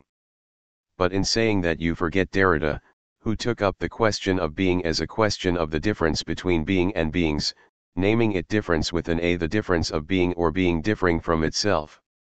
Now people wrote a lot about this word, disparaging and often getting worked up about it, wanting to understand it as the continual deferral of what was about to take place, as though Derrida were saying free beer tomorrow, free thinking tomorrow, or free jouissance tomorrow. But I think that with this difference with an A, it's of course also something written. Derrida precisely wanted to draw something out of Adorno's statement, no being without beings. Now, of course, there is no being without beings, but that's also a statement that remains very faithful to Heidegger, while passing through time and multiplicity. What takes place? Things take place. Multiplicity takes place in its contingency. Events take place. You would be the first to insist on that. In Derrida's difference, one might say that Heidegger's being is taken up again otherwise, or reconceived, and its difference from beings is at once annulled, displaced, and transported. And you yourself grant that some importance when you say you will write in existence with an A, you grant to Derrida that a gerund in place of a noun changes something. And there is indeed something very important there. A gerund is something that is in the process of taking place. This in the process of is something that English possesses in a remarkable manner, to such an extent that in English gerunds themselves often become nouns. Now the indifference you speak of, including the indifference of the differential equation, this indifference is the real, it is really in the process of taking place. This real that Lacan calls impossible, as you have noted from time to time, is impossible in the sense that it falls outside the calculation of the possible. For me, that amounts to thinking, via the Derridean operation and difference, not an indifference that as you describe it resembles the indifference of the Epicurean gods, but what I call sense. Epicurus says, the gods are over there and they don't care what happens to us.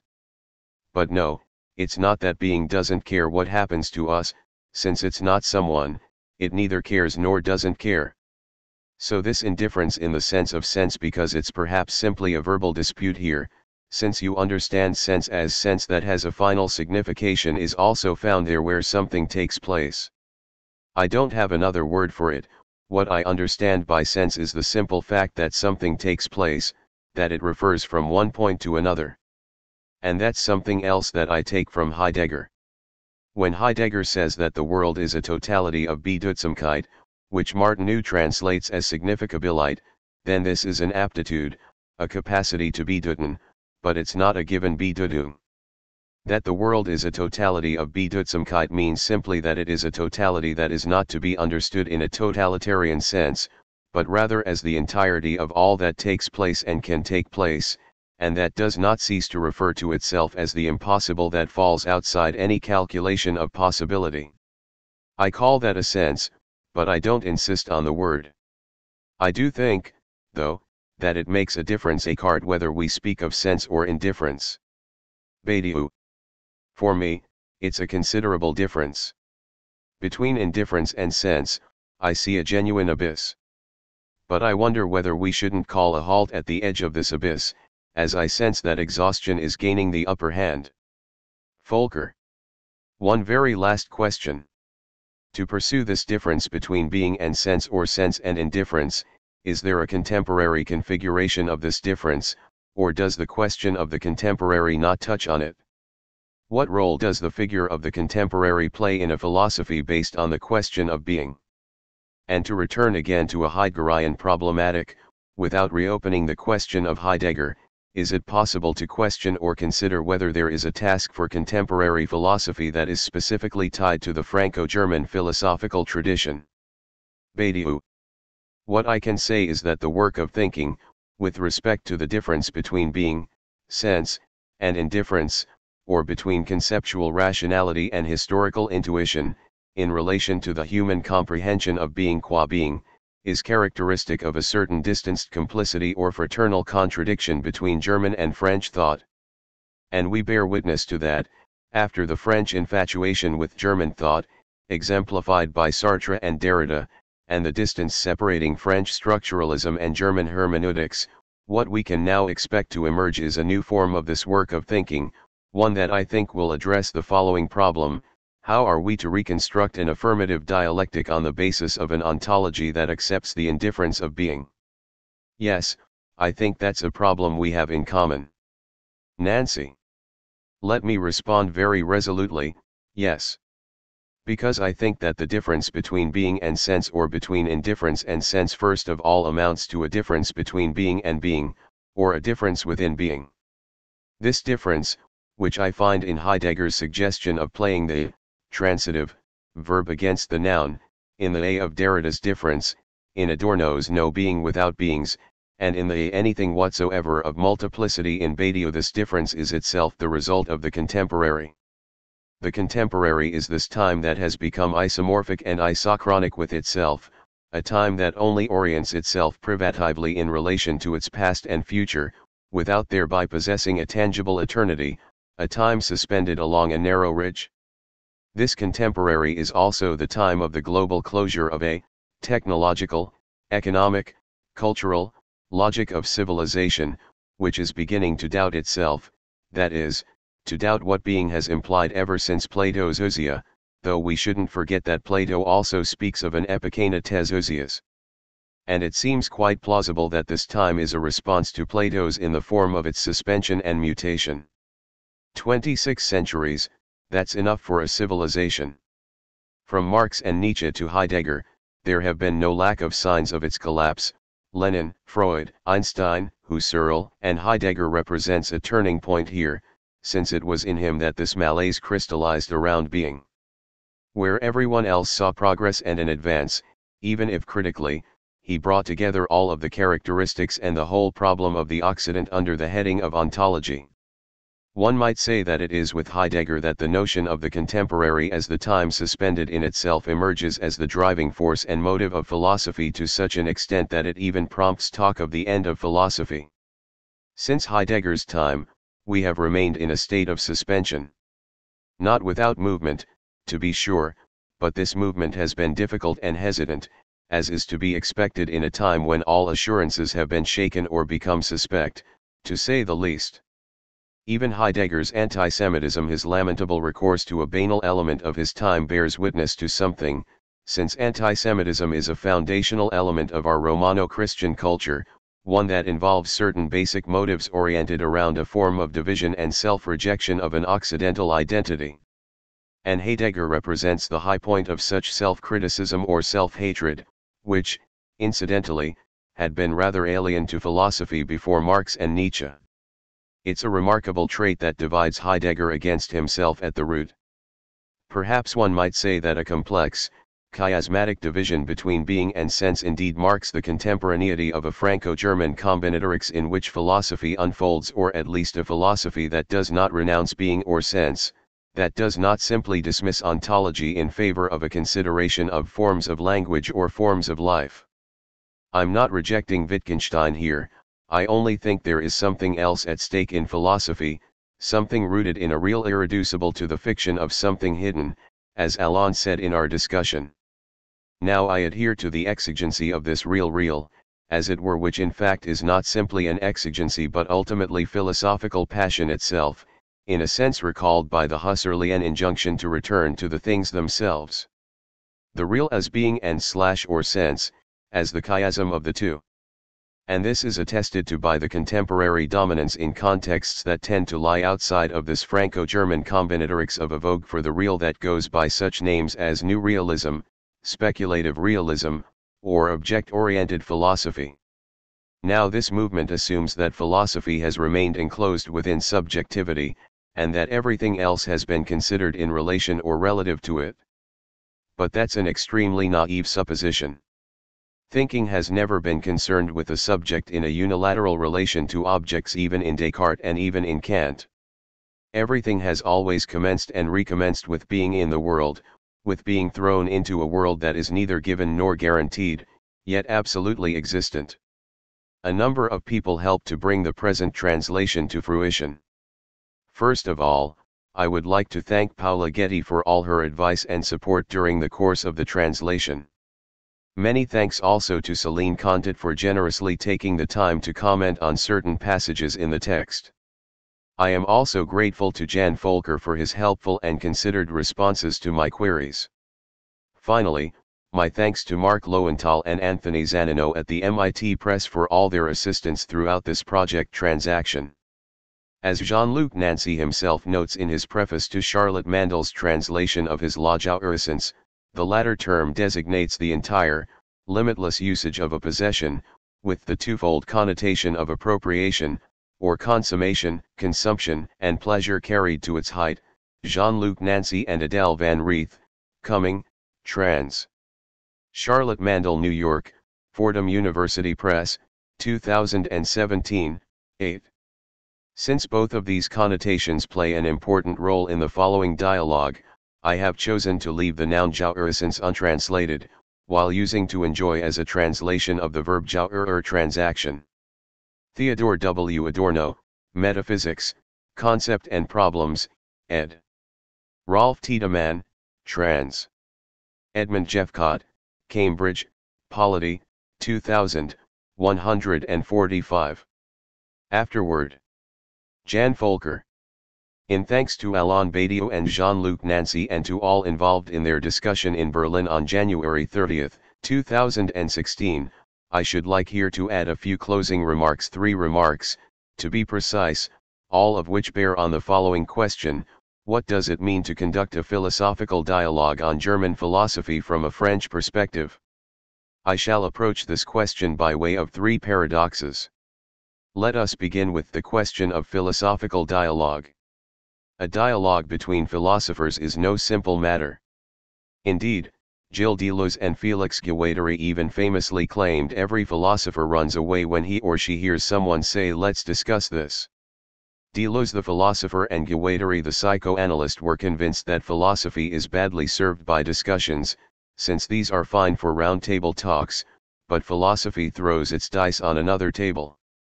The best one can say about discussions is that they take things no farther, since the participants never talk about the same thing.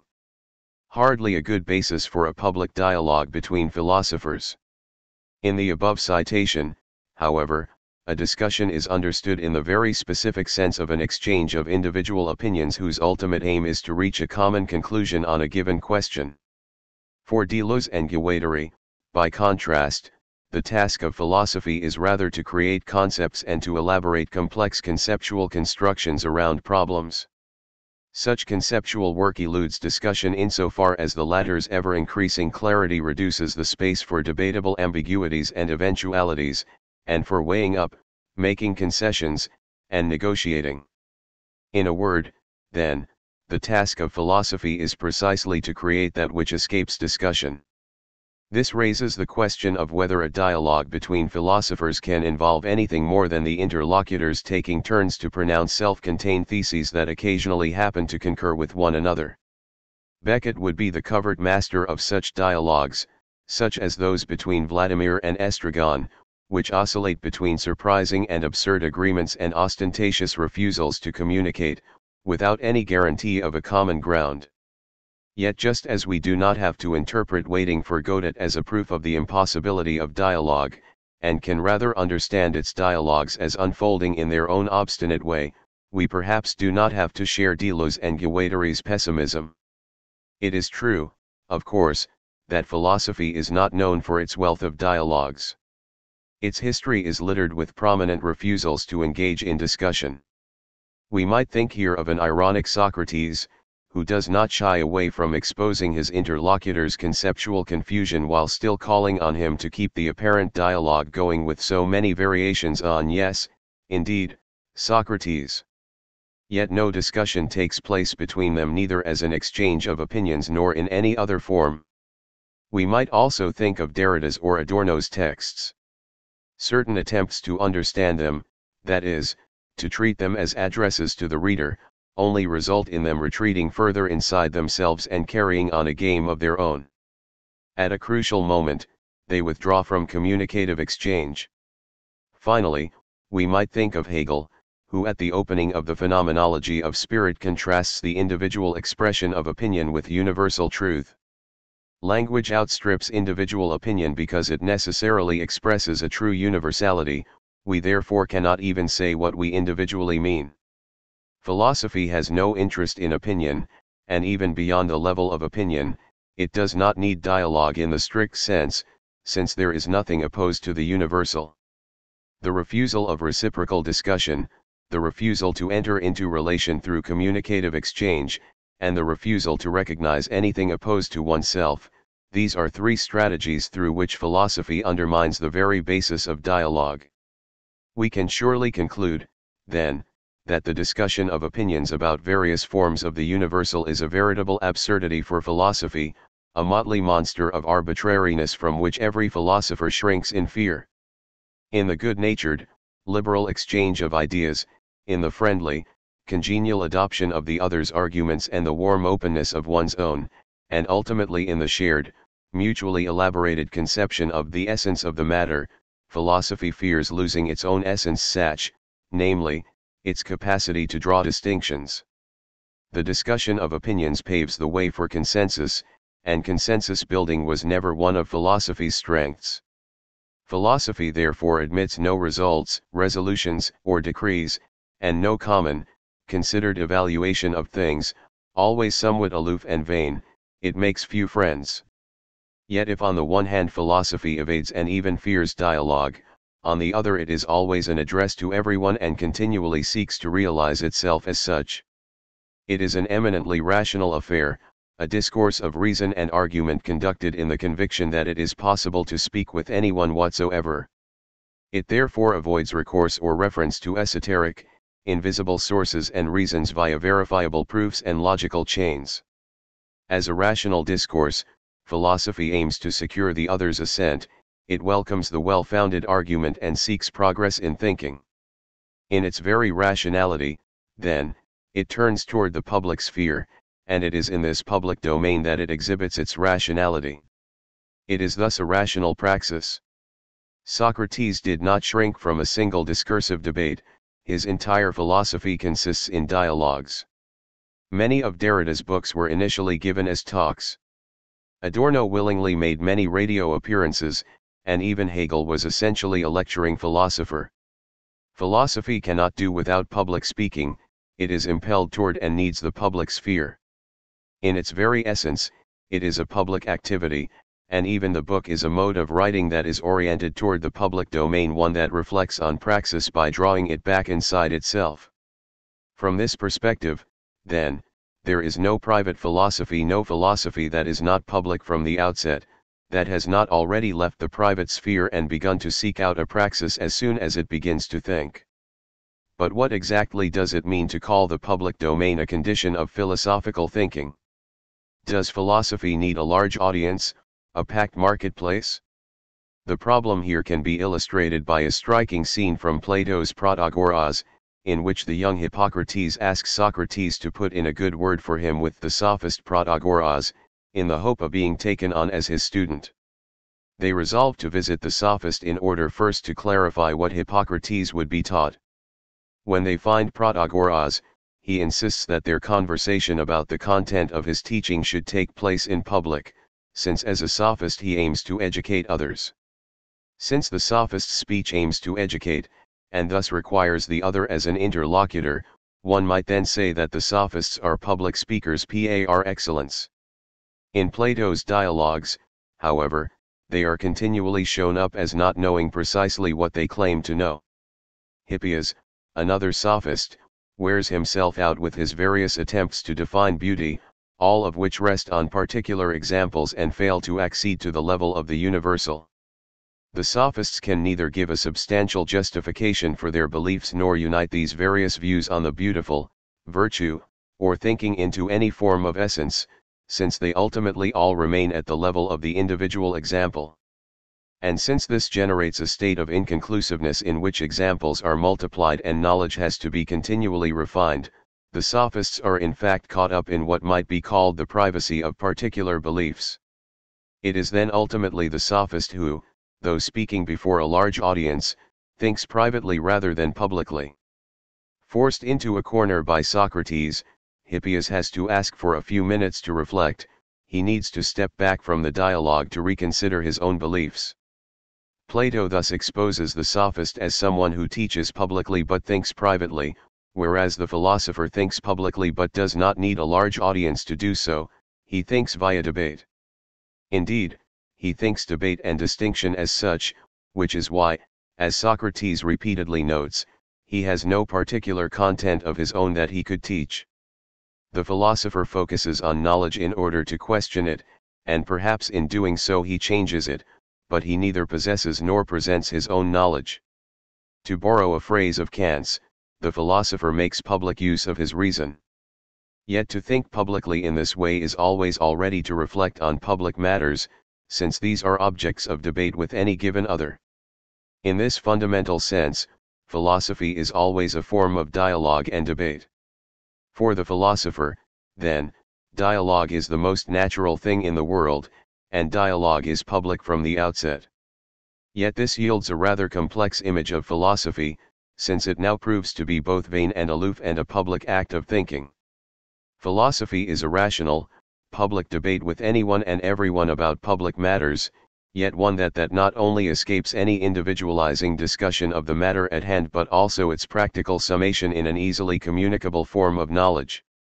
We might then say that philosophy disturbs public communication through a public act, while having the temerity to do so in a wholly transparent manner. In Plato, this form of dialogue, this contradictory, public act of thinking, is called dialectic. It is not hard to see that in today's universal public sphere, where philosophy represents a singular voice of exception, this attitude is not particularly well regarded. Philosophy occupies a difficult position insofar as it undermines knowledge and confronts it with an idea that cannot directly serve its pursuit. It generates useless questions, it generates problems, and it subdivides what is seemingly one and the same time. On top of everything, it does so in a rational, structured manner, unfolding the endless complications of things, relieving them of their apparent simplicity and habitual usage, and even transforming our knowledge of them. In a word, it makes distinctions.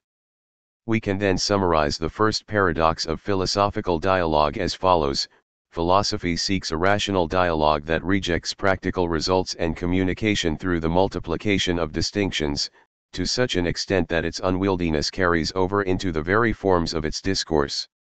Insofar as it is a rational discourse, it is then intelligible, and insofar as it eludes communication through the continual multiplication of distinctions, it is unintelligible.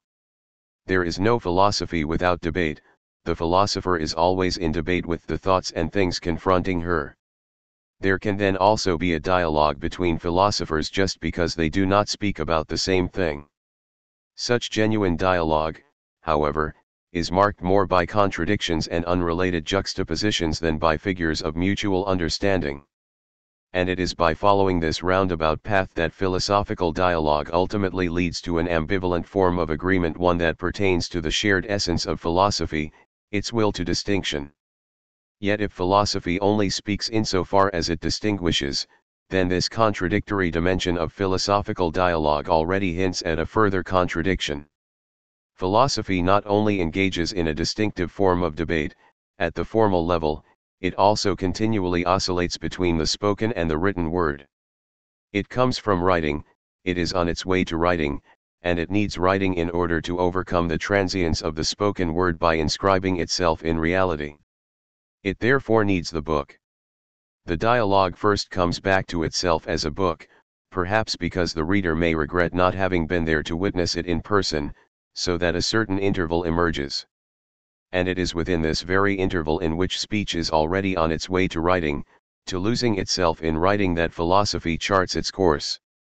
Whether Socrates would have been a philosopher without Plato is no simple question. Let us nonetheless suggest that, in a strict sense, he would not. For the book is another form, and one that essentially belongs to philosophy. A philosophy requires written inscriptions to sustain the very presence that it constructs through dialogue. This philosophical presence is weak, and it risks vanishing with the dialogue in the mere course of time. The book sustains this philosophical presence, and in the movement between speech and writing, philosophy constructs a presence that enters into debate with the present in which it finds itself. The philosophical inscriptions set down in books are not timeless propositions, but rather the result of their time, that is, the result of dialogues on public questions. The book is thus a necessary support for the weak voice, yet is itself no end point, since it only constitutes a further form of public address. And that is precisely the problem of the book. Though it retains that which exceeds the contingency of individual opinions and the arbitrariness of passing time, it also threatens to turn philosophy into a form of knowledge that apparently lies outside time. Philosophy would then be something that could be taught and would no longer depend on debate. Yet philosophy lives on debate, while at the same time evading it, just as it produces books that subsequently require further debate. The book continues a complex, circuitous dialogue that circumvents mere opinion and progresses by way of contradictions and discontinuities. It is itself an element of dialogue. Herein lies the second paradox of philosophical dialogue: it is always already bound for the book, since it always already transcends the given moment, and yet the book itself is not its terminus, but just another turning point in the overall discussion. Somewhere between an elitist intractability that conceives itself as a universal address and a form of speech that is always already bound for the book, without conceiving it as its terminus, the figure of the philosophical dialogue thus begins to emerge. This dialogue constructs its own space through a debate that avoids and recoils from the exchange of opinions and knowledge and continually oscillates between the book and the spoken word. It is a zigzag line that not only circumscribes its own space but also its very own temporality. The essence of philosophy lies in this very shared space and temporality. This sharing traditionally finds expression in concepts, in the concept of the idea, for example, which is shared by both Plato and Hegel. It also finds expression in the sharing of problems such as the problem of language shared by Derrida and Adorno. Concepts and problems, moreover, continually refer to one another.